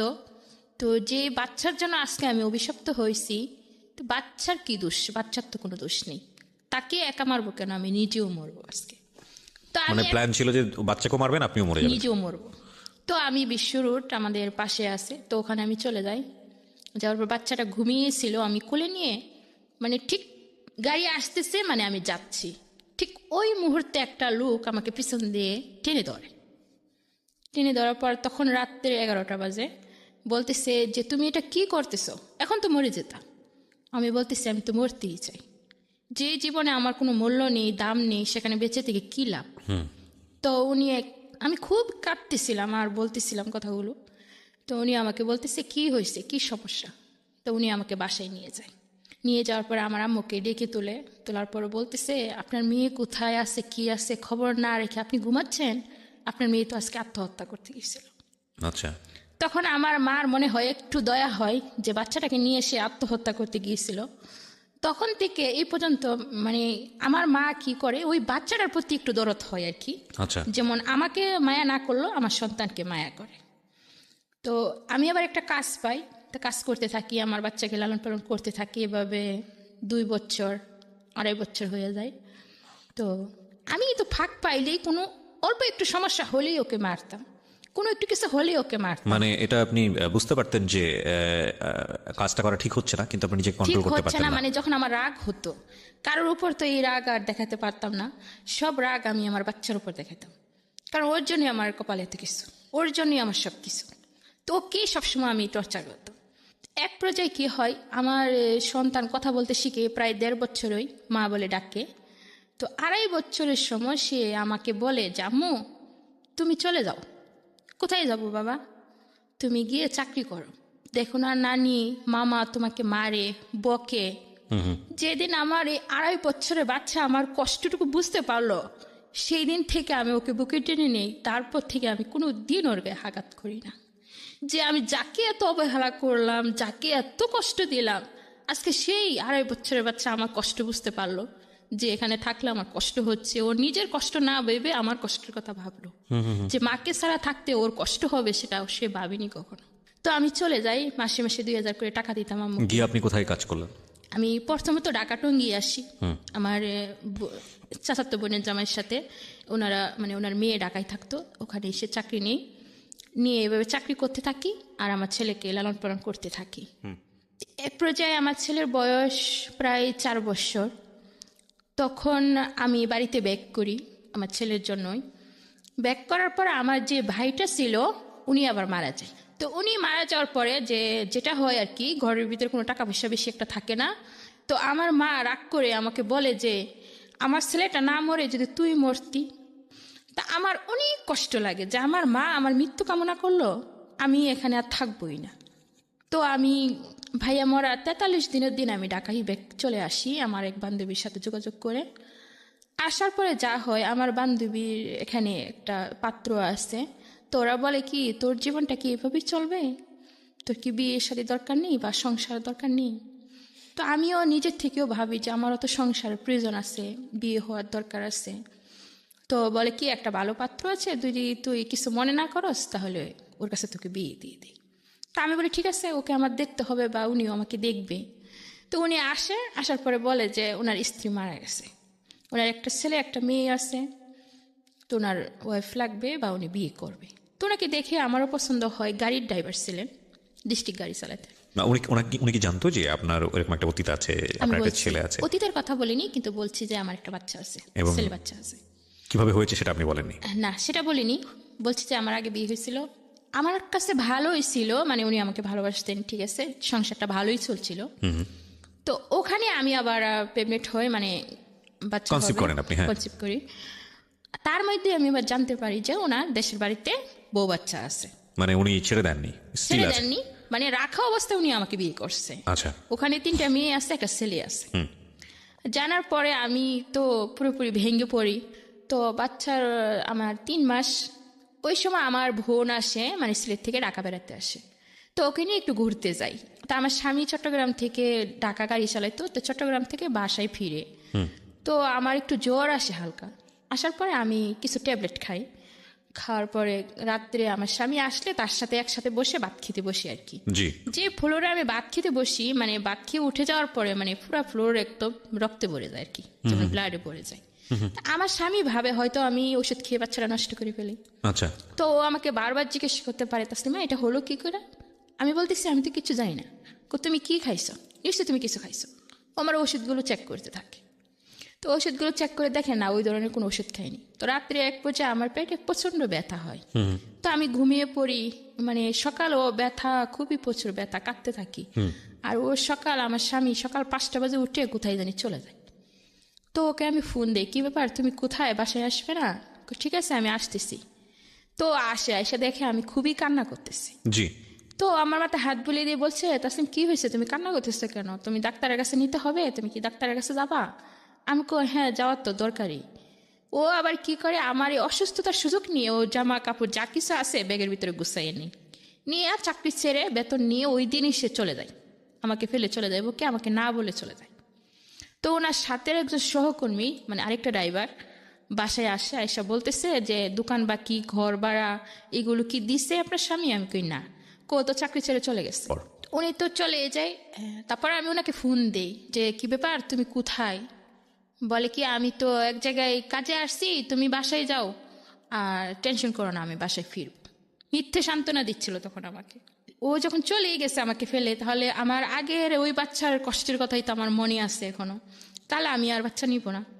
তখন আমি ম্যাডামকে বলি যে ম্যাডাম আমি বাচ্চা রাখবো না, এই 5.5 মাস হয়ে গেছে, তুমি এখন বাচ্চা রাখবে না, এগুলো আমরা নষ্ট করি না, 3 মাসের বাহিরে আমরা কোনো কিছু করি না, এগুলো খুবই খারাপ, যাও এখান থেকে যাও, বাচ্চা নষ্ট করতে পারবে না। তো আমার একটাই নিশা ছিল তখন, ও যখন আমি প্রেগনেন্ট ওরা বুঝতে পারে তখন আমাকে চাকরি থেকে বের করে দেয়। তা আমি বাসায় এসে মানে সব ডাক্তারের সাথে শুধু বড় বড় ডাক্তারের কাছে যে যোগাযোগ করতাম, টাকা নিয়ে নিয়ে যোগাযোগ করতাম যে আমার বাচ্চা আমি নষ্ট করে পারবো। তো একটা গাইনি ডাক্তার মানে আমার সাথে ওয়াদাবদ্ধ যে উনি পারবে, 3,000 টাকা নিয়ে কন্ট্যাক্ট করে আমার সাথে। ওনার বাসায় আমি যখন যাই তখন উনি আমাকে দেখে টোটালি মানা করে দেয়, পারবে না। তো এভাবে চৌরাস্তায় একটা বড় ডাক্তার থাকে স্বাস্থ্য ক্লিনিকে, ওই ডাক্তারে যাই। উনার সাথে আলাপ আলোচনা করার পরে মানে এইভাবে ঘুরতে ঘুরতে 7 মাসের উপরে চলে যায়। আচ্ছা। তো উনি বলে কি, দেখো তাসলিমা, তুমি এই বাচ্চাটা নষ্ট আমরা ঠিকই করতে পারবো, কিন্তু দেখা যাচ্ছে কি তোমার তো ঢাকা শহর কেউ নেই, এবং কি টাকা পয়সার অনেক প্রয়োজন আছে, এমন আছে তুমি বিনা চিকিৎসায় মারাও যেতে পারো। তার সাথে ভালো হবে কি, তুমি বাচ্চা যখন তোমার চাই না তুমি কাউকে দান করে দাও, তাতে তুমি নিজেও বাঁচবে, বাচ্চাটাও বেঁচে থাকবে। তো ওনার কথা শোনার পরে আমি বাসায় এসে নিজেও ভাবতে থাকি যে ঠিক তো, উনি যা বলছেন অবশ্যই ভালোই বলছেন। তো আমি একজনকে বলি যে কেউ যদি বাচ্চা নেই তাহলে আমি তাকে বাচ্চাটা দান করব, মানে আমার বাচ্চা পেটে থাকা অবস্থায় আমি চলে যাব। ঠিক ওই মুহূর্তে একটা মহিলাকে আমি শেয়ার করছিলাম কথাগুলো যে আমি বাচ্চা দিয়ে দিব। উনি আসে বলে কি, তাসলিমা তোমাকে কামাল নামের একটা লোক ডাকতেছে। তো আমি ওনার বাসায় যাইলে উনি আমাকে জিজ্ঞেস করে কিভাবে এরকম হলো, আমি সব বিস্তারিত বলি। বলার পরে উনি বলে কি, বাচ্চাটা আমার কাছে একটা স্যার আছে, স্যারের তো বাচ্চা কাচ্চা নেই, উনি বাচ্চাটা নিবে। উনি আবার আমার বাড়িওয়ালাকে এসে বলে দেয় যে মেয়েটাকে তাড়াবেন না, মেয়ের কোনো সমস্যা হোক আমরা দেখব। তো আমি থাকতে থাকি। তো আমার খাওয়া দাওয়া খরচপাতি যা কিছু আছে ওনারা দেয় আমাকে। এভাবে ওনারা আমাকে আলট্রাসাউন্ড করার টাকা দেয়, আমি যাই আলট্রাসাউন্ড করি। আলট্রাসাউন্ড করলে ধরা পড়ে কি মেয়ে হবে শুনে ওদের মনটা জানি কেমন হয়ে যায়। লাস্ট পর্যায়ে এসে ওরা মানা করলে যাদের কাছে মানা করে যে কামাল, ওনারা বলে কি এখন তো লাস্ট পর্যায়ে বাচ্চা হওয়ার প্রায় ডেট, এখন যদি মহিলাটাকে মানা করি যে তোমার বাচ্চা কেউ নিবে না, যদি কোনো সমস্যা হয়, তো ওনারা আর আমাকে বলে না বইলা ওনারা মনে মনে এটা ভাবেছে যে যত টাকা পয়সা লাগুক আমরা দিয়ে মেয়েটাকে সহযোগিতা করব। আমি যে বাড়িতে থাকতাম এই বাড়িওলি আবার মানে উনি যেই করে যাতায়াত করেন আর কি জজ করে, তো উকিলে নাকি একটা বাচ্চার দরকার। তো উনি আবার আমাকে বলতেছে যে আমার বাড়িতে বাচ্চা মানে অন্য কাউকে দিয়ে দিবে, অথচ আমি জানি না আমার উকিলে একটা বাচ্চা চাইছে অনেক দিন ধরে আমার কাছে, বলছে কোথাও পাইলে খুশ বলার জন্য। পরে ওনারা আবার কিভাবে জানি ওনার সাথে যোগাযোগ কইরা উকিলের সাথে যোগাযোগ করে। উকিলে ফোনে বলে ঠিক আছে বাচ্চা আমরা নেব, ছেলে হোক বা মেয়ে হোক কোনো সমস্যা নাই। তো সাইজ সিজার করে বাচ্চাটা হয়। আমি একদম অসুস্থ হয়ে পড়ি। অসুস্থ হওয়ার পরে আমি মানে চোখ বন্ধ রাখা অবস্থায় শুনতে পারতেছি যে সিস্টাররা ডাক্তাররা বলাবলি করতেছে যে বাচ্চারা দেখতে শুনতে বেশ সুন্দর, মোটা ঠোটা, মানে 3 কেজি 90 গ্রাম হয়েছে। এরকম বাচ্চা কি ওর হয় না সহজে। তো আমার খুবই মানে তাকে দেখতে ইচ্ছে করতেছে, কারণ তারা যখন বলাবলি করতেছে যে বাচ্চাটা অনেক সুন্দর, তখন আমি চোখ খুলে আমি আমার মেয়ের দিকে তাকাই দেখি সত্যি অনেক সুন্দর। এখন আমার চোখের পানি আফসে জোরে জোরে পড়তে থাকে যে এত কষ্ট আমি করলাম আর এই বাচ্চা তো আমি আজকে আরেকজনের হাতে তুলে দিব, কারণ আমি পেটে থাকতে ওয়াদাবদ্ধ তাদের কাছে যে আমি ওদিকে বাচ্চা দিয়ে দিব। এখন তো বাচ্চা দেখে আমার খুবই মায়া লাগতেছে, আমি এই সন্তান কি করে তাদেরকে দিয়ে দিব। তো ওদের কে জানি মারা যায়, ওরা আর সেদিন আসতে পারে না। তো বাচ্চা নিয়ে বিকালে আমরা বাড়িতে ব্যাক করার পর একটা খালি রুমে মানে কার্টুন বিছাইয়া আমাকে থাকতে দেওয়া হয়। আমি ওই রুমে থাকি আমার বাচ্চাকে নিয়ে। এমন একটা লোক নাই যে আমার কাপড়গুলো কেউ ধুয়ে দিবে বা আমার এই বাচ্চাটাকে একটু কোলে নিয়ে বসবে। তো সমস্ত রাত বাচ্চাকে এই শরীর নিয়ে দুধ গরম করে আনি খাওয়াই, আবার ওকে কোলে নিয়ে বসে থাকি, আবার পরের দিন সকালে নিজের কাপড় চোপড় বাচ্চার কাপড় চোপড় ঠান্ডা পানি দিয়ে আমি দোয়ার পরে ওরা নিতে আসে না। তো এইভাবে তখন আমার শরীরে অনেক শক্তি ছিল, কোথায় থেকে আসছিল তা আমি জানি না, মনে হয় আল্লাহ পাকি দিছিল আমার মেয়েকে যত্ন করার জন্য। তো মেয়ের দিকে তাকিয়ে শুধুই কাঁদতে থাকি যে এত সুন্দর মেয়ে হলো আমার, আজকে আমি কি করে অন্যের হাতে তুলে দিব এই মেয়েকে। তো এক পর্যায়ে কি হয়, ভাত দিলে আমি ভাত খাই না, কাঁদতে কাঁদতে আমার চোখ মুখ সব কিছু ফুলে যায়। তো ওনারা এভাবে 3 দিন পরে বুকে দুধ আসে, ওকে আমি দুধ খাওয়াই। তো বাচ্চার প্রতি আমার মায়া পড়ে যায়, বাচ্চাকে দিতে ইচ্ছে করে না। তো শনিবারে যখন ওরা আসবে বলছে 7 দিনের দিন যে আসতেছে, আমার মনে হচ্ছিল যে আমি যদি এখন পালাইতে পারতাম এখান থেকে, পালিয়ে আমার মেয়েকে নিয়ে এমন কোথাও চলে যেতাম যেখানে গেলে কেউ খুঁজে পাবে না, তাই করা উচিত ছিল। এদিকে 3 দিন পরে আমি আবার স্বামীকেও ফোন দেই যে তোমার একটা মেয়ে হয়েছে, ওর কান্না পর্যন্ত শোনাই, তবুও তার কোনো বিশ্বাস হলো না। ওরা যখন আসে তখন আমি বলি যে মেয়ের তো বাবা আছে, তো বাবাকে আপনারা একবার ফোন করেন। ফোন করার জন্য আমি রিকোয়েস্ট করি, তো উকিল নিজে ফোন করে। তারা অনেক মানুষ আসে, 2-3 জন গাড়ি নিয়ে আসে। তো ফোন করার পরে উনি বলে কি যে তাসলিমা নামের কাউকে আমি চিনি না।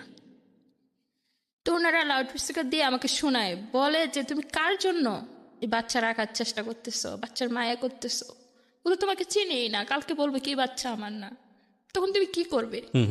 তখন বিবেচনা করে দেখলাম এই বাচ্চা আমি লালন পালনও করতে পারবো না, বা অসুস্থ শরীর নিয়ে ওকে নিয়ে যেখানেই যাই, বাচ্চা দেখতে যখন ভালো হয়েছে, সুন্দর হয়েছে, হয়তো অসুস্থ হয়ে আমি পড়বো, তখন যে কোনো কেউ আমার কাছ থেকে বাচ্চাটা কেড়ে নেবে। তো এ সাইডে ভালো আমি ওদেরকে দিয়ে দিই। তো ওনাদের হাতে তুলে দিই। যেই মহিলাটা আমার বাচ্চাকে নিতে আসে, আবার ওনার একটা জিনিস আমার খুবই ভালো লাগে যে উনি আসার পরেই আমার মেয়ের কাছে চলে আসে। আমার সাথে একটু বয়স বেশি হবে, ওনাদের বাচ্চা কাচ্চা কিচ্ছু হয় না, ওনারা ভালোই প্রভাবশালী। তো ওনার হাতে আমি আমার মেয়েকে তুলে দেই এবং ওয়াদা করায় যে আমি জন্ম দিয়েছি কিন্তু তাকে আমি লালন পালন করতে পারিনি, আপনার হাতে তুলে দিলাম, আপনি কোনোদিন আমার মেয়েকে কষ্ট দিবেন না।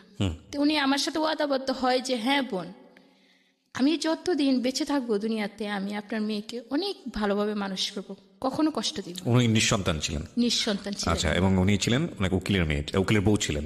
এবং এটা কি কন্ডিশন ছিল যে আপনি কোনোদিন আর মেয়েকে দেখতে পাবেন না বা মেয়ের সামনে যাবেন না? না, এরকম কোনো কথা ছিল না। তাদের সাথে কথা ছিল যে আমি যখন চাইবো তখন আমার মেয়েকে আমি দেখতে পারবো। আচ্ছা, তারপর? তারপরে আমি 10 দিনের দিন যখন আমার মেয়ে দিয়ে দেই, সেদিন তো ওরা বিকালবেলা মেয়েকে নিয়ে চলেই যায়, কিন্তু আমি খাওয়া দাওয়া টোটালি বন্ধ করে দিই, কাঁদতে থাকি, সমস্ত রাত আমি কাঁদতে থাকি। পরের দিন সকালে ওনারাই ফোন দেয়, দিয়ে আমার খোঁজ খবর নেই যে আমি কেমন আছি। অত্যন্ত ভালো, মানবিক। আমি এই জায়গাটা একটু পজ নিব, আমি মাফ করবেন, একটা কথা মনে পড়ে গেছে, সে কারণেই বলতে চাচ্ছি। আপনারা নিশ্চয়ই জানেন, আমি আগের যে রেডিওতে একটা প্রোগ্রাম করতাম, সেখানে একটা গল্প প্রচার হয়েছিল এরকম, যে পুরো গল্পের আমি বিস্তারিত বর্ণনায় যেতে চাই না, আমি বরং আমি বলতে চাই যে আসলে এই যে জীবন গল্পটা প্রচার হলো এবং প্রচার হওয়ার পর এটা আর্থিক সাহায্য বিষয়ক ছিল, আমরা কিছু অর্থ সেখান থেকে তুলে দিয়েছিলাম। এটা সম্ভবত বইমেলার সময়ের গল্প, এবং পরবর্তীতে ওই গল্পটা নিয়ে একটা চ্যানেল, টেলিভিশন চ্যানেল, খুব নাম করা চ্যানেল, ওটার উপর একটা নাটক বানিয়েছিলেন। তো সৌভাগ্যবশত নাটকে খুব বড় বড় স্টাররা ওখানে অভিনয় করেছিলেন এবং এই নাটকটা আমার দেখার সুযোগ হয়েছিল। আমি কেন বলছি সেটা আমি একটু পরে বলি। তো আমার অদ্ভুত লেগেছিল যে জীবন গল্পটা যখন আমি শুনছিলাম, যিনি আসলে যার ঘটে গেছে জীবনের ঘটনাগুলো, মা আর মেয়ে দুজনে পাশাপাশি বসে থেকে গল্পটা বলছেন, সেই সময়ের গল্প, এবং একই সাথে ওই গল্পটা যখন প্রচার হচ্ছিল সেই সময়ের যে রিয়েল অনুভূতিটা, এবং গল্পটা যখন নাটক আকারে আসলো টেলিভিশনে বা যখন আমি দেখলাম, তখন ওই একই ফিলটা আর হচ্ছিল না। মানে মনে হচ্ছিল যে there is a lot of differences. এবং অদ্ভুত বিষয় হচ্ছে যে এই যে আসল যে অনুভূতিটা, সেটা কেন জানি আমার কাছে মনে হয় অনেক বড় বড় অভিনেতা কিংবা অনেক বড় পরিচালক হয়েও সেটা শেষ পর্যন্ত পর্দায় তুলে ধরা যায়নি। গল্পের এই মাঝখানে এসে এই ধরনের কথা বলার পিছনের একটা কারণটা হচ্ছে যে এই ভদ্রমহিলা যখন প্রথম সন্তানের গল্পটা তো আপনারা জানেনই, দ্বিতীয় সন্তান সেটা বৈধ ছিল, এবং যখন তিনি এটা তার যাকে কথা দিয়েছেন তার হাতে তুলে দিচ্ছেন, এখানে হয়তো কোনো একজন অভিনেত্রী অভিনয় করে বিষয়টাকে উপস্থাপন করতে পারবেন। কিন্তু আমার কেন জানি মনে হয় যে এই যে আপনি তার মুখ থেকে শুনলেন যার জীবনে ঘটনাটা ঘটে গেছে, সেখানে আপনি যে অনুভূতিটা পাচ্ছেন, এই অনুভূতিটা আমার মনে হয় না যে পৃথিবীর কোনো শিল্পকর্মে সেটা ধারণ করা সম্ভব। এবং এই জন্যই আমরা বলি যে জীবন অনেক বেশি নাটকের চেয়ে নাটকীয়। 10 দিন পরে আপনি বাচ্চাটাকে তুলে দিলেন এবং ওই বাসার মধ্যে আপনি একাই থাকেন তখন, জি, এবং আপনাকে হেল্প করার মতো কেউ নাই। কেউ নেই। তো পরের দিন ওরা আপনাকে ফোন দিয়ে খোঁজ নিচ্ছিল যে আপনি সুস্থ আছেন খোঁজ কিনা? নিচ্ছিল হ্যাঁ, যে আমি তারপর? কেমন আছি। তো খালামা বলল যে ও তো ভালো নেই, ও তো খুবই কান্নাকাটি করতেছে বাচ্চার জন্য। তো ওনারা বললো ওকে পরিবেশ চেঞ্জ করতে হবে, জি, মানে ওনার আরেকটা বাচ্চা আছে, ওনাকে বাড়িতে পাঠিয়ে দিন, তো ওই বাচ্চাটাকে কাছে পেলে হয়তো এই বাচ্চাটার কথা ভুলে যাবে, আর এই পরিবেশে থাকলে ওর বাচ্চাকে নিয়ে ও কুলে নিছে, ঘুম পাড়াইছে, তো ওর তো সবসময় মনে পড়বে। তো খালাম্মা আমাকে অনেক রিকোয়েস্ট করে, মা তুমি বাড়িতে চলে যাও। তো যখন ওনাদের হাতে টাকাটা দিয়ে যায় খালাম্মার হাতে, খালাম্মা আমাকে বলে না, যখন আমি বাড়িতে চলে যেতে চাই তখন ওই 10,000 টাকা আমাকে উনি দিয়ে দেয়। এখানে একটা বিষয় আসে, সেটা হচ্ছে 10,000 টাকার কোনো কন্ট্যাক্ট কি ওনার সঙ্গে আপনার হয়েছিল? কোনো কন্ট্যাক্ট ছিল না। এটা উনি ওনারা ভালোবেসে আমাকে দিয়েছেন? জিজ্ঞেস করছিল যে তাসলিমা তুমি কি বিনিময়ে কিছু চাও? আমি বলছি না, আমার সন্তানের বিনিময়ে কি নিব আমি আমার সন্তান আপনাদেরকে এমনিতে দান করলাম। তো ওই 10,000 টাকা ওনারা খুশি হয়ে আমাকে দিয়ে গেছিলেন। সন্তানের বয়স কত এখন? আমার মেয়ের বয়স এখন ওই অক্টোবর মাসের 2 তারিখে 2 বছর পূর্ণ হয়েছে। এই অক্টোবর মাসের 2 তারিখে জি। 2 বছর পূর্ণ হয়েছে। ওকে, বলুন তারপর। তারপরে আমি তো বাড়িতে চলে যাই। যাওয়ার পরে যা হয় আর কি, আমার সমস্ত শরীরে পানি এসে যায়। হ্যাঁ। আমি একদমই ওখানে গিয়ে মৃত্যুসজ্জায়। তো আমার মা আমাকে দেখে, মানে উনি ঠিকই বুঝতে পারে যে যে কোনো একটা তো অবশ্যই হয়েছে। তো আমি কারোর সাথে কথা বলি না। তো আমার মা আমাকে জিজ্ঞেস করে যে মা তোমার কি হয়েছে। তো আমি আমার মায়ের কাছে কিছুই লুকাই না, সব কিছু খুইলা বলি। বলার পরে আমার মাও কাঁদতে থাকে যে তুমি এত কষ্ট করলা, কেন আমাদেরকে শেয়ার করলা না, কেন একবার বললা না, তোমার মেয়ে তুমি অন্যের হাতে তুলে দিয়ে আসছো, তুমি বলতা বা বাড়িতে চলে আসতা। তো বললাম যে আগের বাড়ি তো আসছিলাম, এক্স্যাক্টলি। তখন তো আমার যে কষ্ট হয়েছিল ওই পরিমাণ কষ্টের কারণেই তো এখন আমি আসিনি। রাইট, ছেলেটাকেই তোমরা যেভাবে নিয়েছো, এরপরে যদি একটা মেয়ে নিয়ে আসতাম তাহলে তো সেটা তোমরা আরেকটা আমাকে ঘর থেকে বের করে দিতে। রাইট। তো আমার আম্মু আর কিছুই বলে না। তখন আমার আম্মু বুঝতে পারে যে ও তো এমনিতেই কষ্ট পাইছে, যদি আমরা আরো কষ্ট বলতে থাকি তা আরো বেশি আরো কষ্ট পাবে। হ্যাঁ। তো আমার আম্মু কি করে, আমাকে খুবই যত্ন করে তখন বাড়িতে গেলে। আর ওই 10,000 টাকা আমি নিয়ে আম্মুর কাছে দিয়ে দিই। আম্মু আমাকে গানি ডাক্তারের কাছে নিয়ে যায়, চিকিৎসা করায়, যা খাওয়াইতে বলে তাই খাওয়া, গরম পানি দিয়ে গোসল করাইতো। তো এইভাবে আমি মোটামুটি 1-1.5 মাসের ভিতরে মোটামুটি একটু সুস্থ হয়ে যাই। যাওয়ার পরেও আমার সেই ঘুরে ঘুরে আমার ওই মেয়ের কথাই মনে পড়ে। আমার ছেলে আমার কাছে আসতেছে, বুকের উপর মাথা রেখে বলতেছে আম্মু তোমার কি হয়েছে, তুমি শুয়ে আসছো কেন, উঠো, তুমি শুয়ে থাকলে আমার ভালো লাগে না। ও তো আর বুঝতেছে না যে আমি খুব কষ্টে আছি। ও এসে আমাকে জড়িয়ে ধরতেছে, আম্মু আমাকে কুলে নাও। আমি যে অসুস্থ সে তো বুঝতেছে না। তো এভাবে আমি ছেলের সাথে বেশি একটা কথা বলতাম না, মানে 3 মাস টোটালি আমি কারোর সাথে কথা বলতাম না। তো আমার পাড়াপড়শিরা যারা আছে সবাই বলতো যে তুই আয়সা ঘরের ভিতরে শুয়ে থাকস কেন, আমাদের কাছে যাস না। আম্মা বলতো যে ওরে বিরক্ত করিস না, চলে যা। তো এইভাবে আমার মতো আমি থাকতে থাকি। 3 মাস পরে আমি ঢাকায় ব্যাক করি আমার মেয়ের টানে। অবশ্যই আসার কোনো উদ্দেশ্য ছিল না।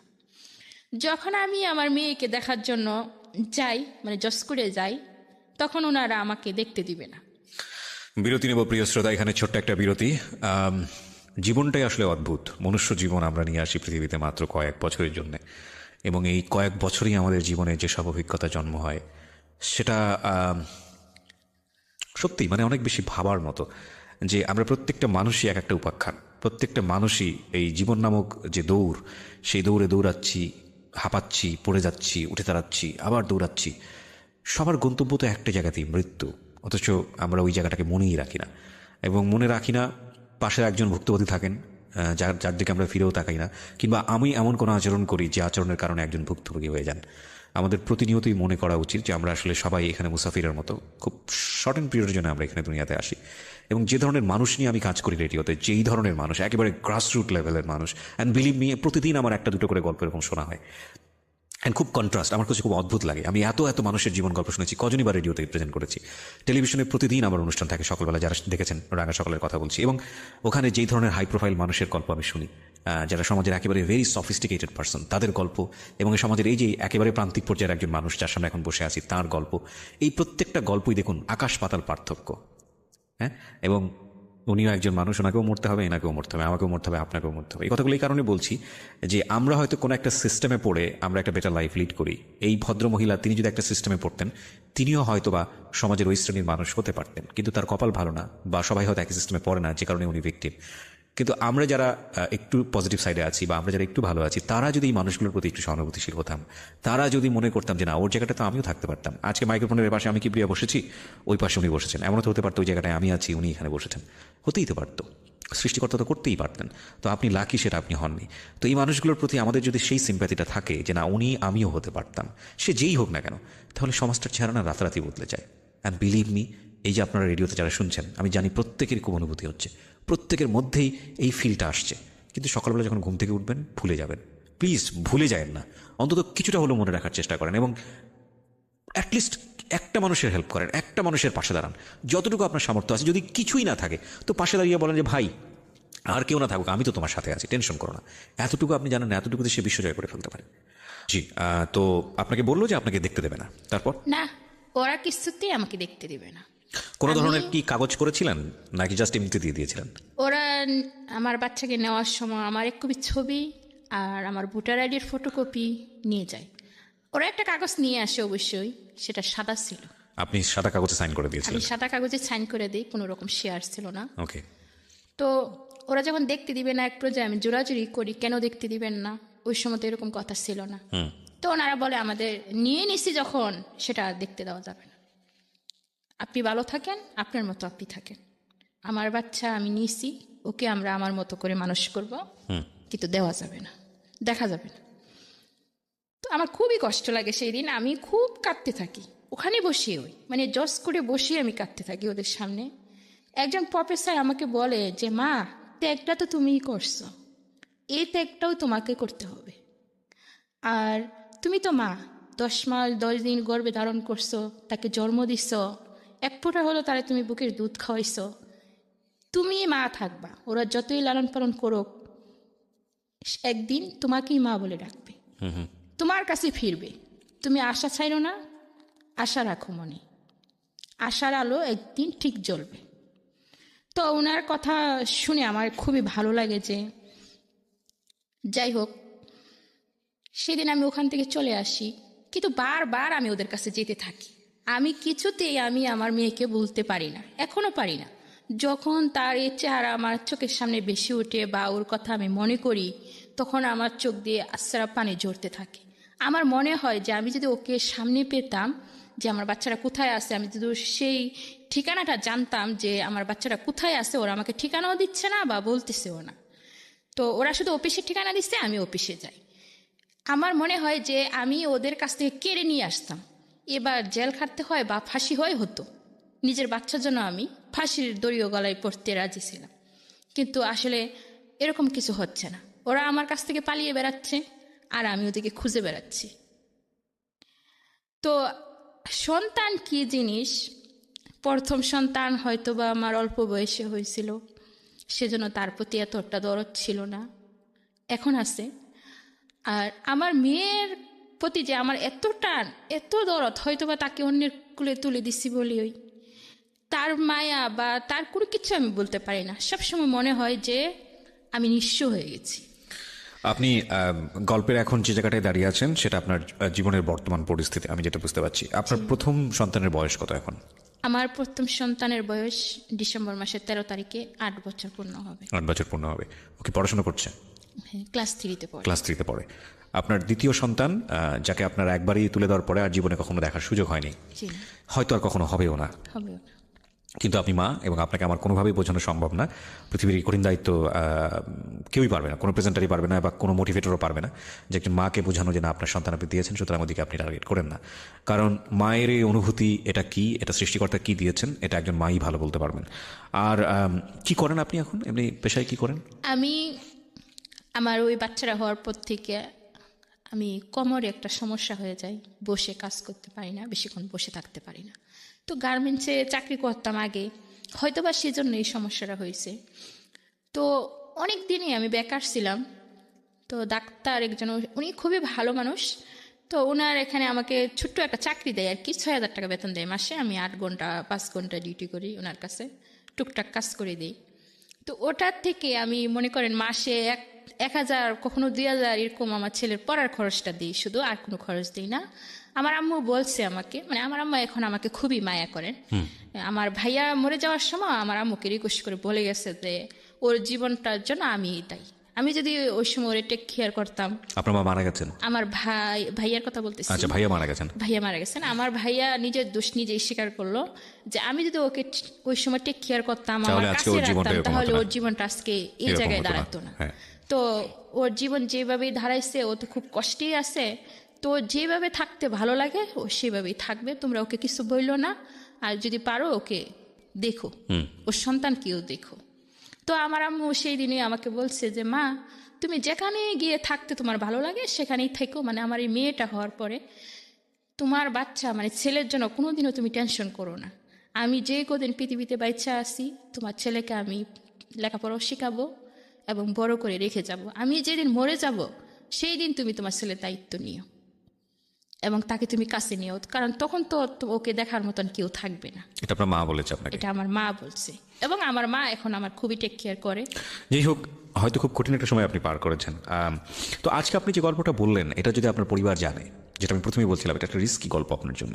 আপনার সন্তানের পরিচয় নিয়ে কিংবা সব কিছু নিয়ে আপনি আজকে সব কিছু, এখানে কোনো কিছু রাগঢাক করেননি, সব কিছু ওপেন করে দিয়েছেন। কি হবে আপনার পরিবার যদি জানে? কোনো সমস্যা কি হবে?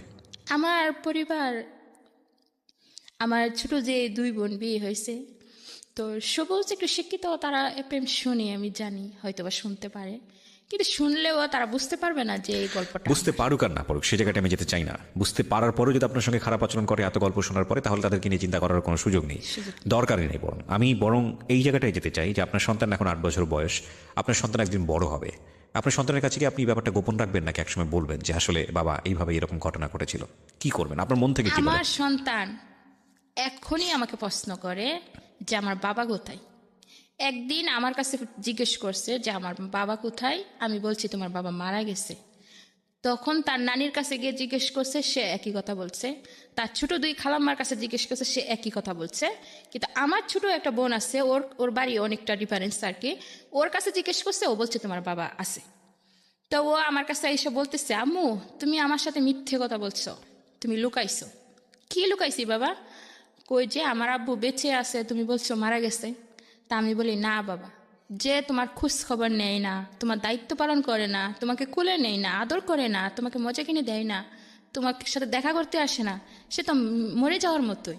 ফাইন, আপনি বোধহয় গল্পের একটা পর্যায়ে বলছিলেন যে যেই ভদ্রলোক আপনার সঙ্গে এই কাজটা করেছে, এটা তো ভদ্রলোক শব্দটা উচ্চারণ করা ঠিক হলো না, যাই হোক, তো ওনার সঙ্গে বোধহয় আপনি একবার ফেস টু ফেস হয়েছিলেন আপনার বাচ্চা হওয়ার পরে, সেই ঘটনাটা কি ছিল? আমি আমার বাচ্চার 3 বছর হওয়ার পরে আমি ইচ্ছাকৃতভাবে চট্টগ্রামে যাই। যাওয়ার পরে ওনার মুখোমুখি হই। হওয়ার পরে আমি সব বিস্তারিত তাকে খুলে বলি যে আপনার একটু এই পরিস্থিতির কারণে দেখেন আজকে আমার জীবনটা শেষ হয়ে গেছে, এবং আপনার একটা ছেলে সন্তান আমার কাছে আছে বা জন্ম নিয়েছে। আমি তার ছবিও দেখাই তারে। দেখানোর পরে সে কি করে, তার ফোন নাম্বারটা আমাকে দেয় এবং কি বলে সে মাসে মাসে কিছু টাকা খরচ দিবে। কিন্তু এই পর্যন্ত খরচ তো দূরের কথা, সে একবার ফোন দিয়েও জিজ্ঞেস করেনি। কিন্তু পিতৃ অধিকার বলে তো একটা বিষয় আছে। একটা হচ্ছে যে খরচ তো অন্য বিষয়, কিন্তু আপনার সন্তান যেভাবে আপনাকে প্রশ্ন করছে, এই প্রশ্নের উত্তর আপনি ভবিষ্যতে কিভাবে ফেস করবেন? ভবিষ্যতে আমি এখনই চিন্তা করি যে আমার ছেলে আল্লাহ দিলে অনেক মেধাবী, ও সব দিক দিয়ে ভালো। তো ও এখনই বলে যে মা আমার আব্বু কোথায় আছে, না, আমি আমি সেটা জানি, ওখানে যাবো। কিন্তু আপনি ফেস করবেন কিভাবে? আপনার সিদ্ধান্তটা কি? আমার সিদ্ধান্ত এটা, আমার ছেলে যেদিন বড় হবে, এখন হয়তো সে ছোট আছে বুঝবে না, আর একটু বড় হবে, তখন আমি আমার ছেলেকে সব কিছু খুলে বলবো।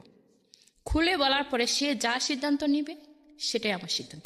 সেদিন যদি আপনার ছেলের সিদ্ধান্ত যদি এরকম হয় যে না, তার মধ্যে একটা হীনমন্যতা কাজ করে, বা এমন একটা সিদ্ধান্ত আসলো যেটা আপনি মানতে পারছেন না, তখন আপনি কি করবেন? এমন একটা সিদ্ধান্ত হতে পারে যে সে আপনার সঙ্গে থাকলো না, এমন একটা সিদ্ধান্ত হতে পারলো যে সে এমন হলো যে ঠিক আছে, আমার যেহেতু বাবারও পরিচয় নেই, আমি মারও পরিচয় দিব না, এরকম সিদ্ধান্ত তো আসতে পারে, মেবি যে কোনো কিছু হতে পারে। তখন আমি কি করব, সত্যি বলতে ভবিষ্যতের কথা এখন আমি বলতে জানেন না। পারতেছি না। সেটা তবে একটা কথা আমি আপনাকে বলি, বলে দিই। সেদিন যদি সুযোগ হয়, আজকের এই রেডিও প্রোগ্রামটা থেকে যাবে, সারা জীবনের জন্যই থেকে যাবে, জি। আমাদের ইউটিউবে থেকে যাবে, বা সেদিন যদি সুযোগ হয়, আজ থেকে এত এত বছর পরে এই অনুষ্ঠানটার ভবিষ্যৎ কি হবে আমি জানি না, সবকিছু সৃষ্টিকর্তাই জানেন, আপনি এই অনুষ্ঠানটা তাকে শোনাবেন। এবং আমি কিছু কথা বলেছি, সেটা আপনার ছেলের জন্য আমি আজকেই বলে দিলাম। সেটা হলো যে দেখো, তুমি আজকে মাত্র 8 বছর বয়স, তোমার নামটা আমি পুরো অনুষ্ঠানে জিজ্ঞেস করিনি, সেটা হয়তো সামাজিকতা জায়গা থেকে তোমার জন্য খারাপ হতে পারে, সো নামটা জিজ্ঞেস করলামই না। সো তোমাকে আমি তুমি করেই বলি, তোমার মা আজকে যে গল্পটা এখানে বলেছে, তোমার মা একজন নির্দোষ মানুষ। তোমার মা অনেক বড় একজন মা। সমাজের 8-10 জন মা যেটা পারে না, তোমার মা সেটা পেরেছে। তোমার মার মধ্যে অমনুষ্যত্ব আছে, এবং যে কারণে সে চেষ্টা করেছে তোমাকে শেষ করে ফেলার জন্য, এবং সেটা এই সমাজ করতে বাধ্য করে নারীদেরকে, এই সমাজ করতে বাধ্য করে আমাদেরকে। কারণ এই সমাজ একটা সন্তানের জন্ম হলে প্রথমেই পিতার পরিচয় খোঁজে, মায়ের পরিচয় খোঁজে, এবং সেই পরিচয়ে কোনো রকম কোনো সন্দেহ থাকলে তার বড় হয়ে ওঠায় সমাজে বিষের মতো হয়ে যায়। এবং সেই জায়গাটি থেকে তোমার মা সংসার কি সেটা বুঝে ওঠার আগে, শারীরিক সম্পর্ক কি সেটা বুঝে ওঠার আগে মা হয়েছে, এবং সে নির্ঝঞ্ঝাটভাবে বাঁচতে চেয়েছে। কিন্তু তুমি যখন বোঝো না, সেই সময়ে তোমার যে আলিঙ্গনটা তোমাকে পৃথিবীতে বাঁচিয়ে রাখার জন্য তার যে জীবন সংগ্রাম করতে তাকে ইন্সপিরেশন দিয়েছে, উৎসাহ দিয়েছে, সেটার জন্যেই তুমি আজকে তোমার পিতার পরিচয় খুঁজতে পারছো, অর্থাৎ তুমি বেঁচে আছো। এবং এটার জন্য তোমার মা তার পুরো জীবনটাই স্যাক্রিফাইস করে দিয়েছে। সুতরাং 8-10 জন ছেলে মেয়ে তার মাকে যেভাবে সম্মান করে, তার চাইতে তোমার মায়ের প্রতি তোমার সম্মানটা অনেক বেশি হওয়া উচিত। আর তোমার বাবার প্রতি তুমি কি করবে সেই জায়গাটায় আমার কিছু বলার নেই, তবে তোমার মাকে অবশ্যই তোমার অনেক বেশি সম্মান করা উচিত। এতটুকু শুধু তোমার জন্যই থাকলো। প্রিয় শ্রোতা, আজকের এই জীবন গল্প এই পার্টটি এখানে শেষ হচ্ছে।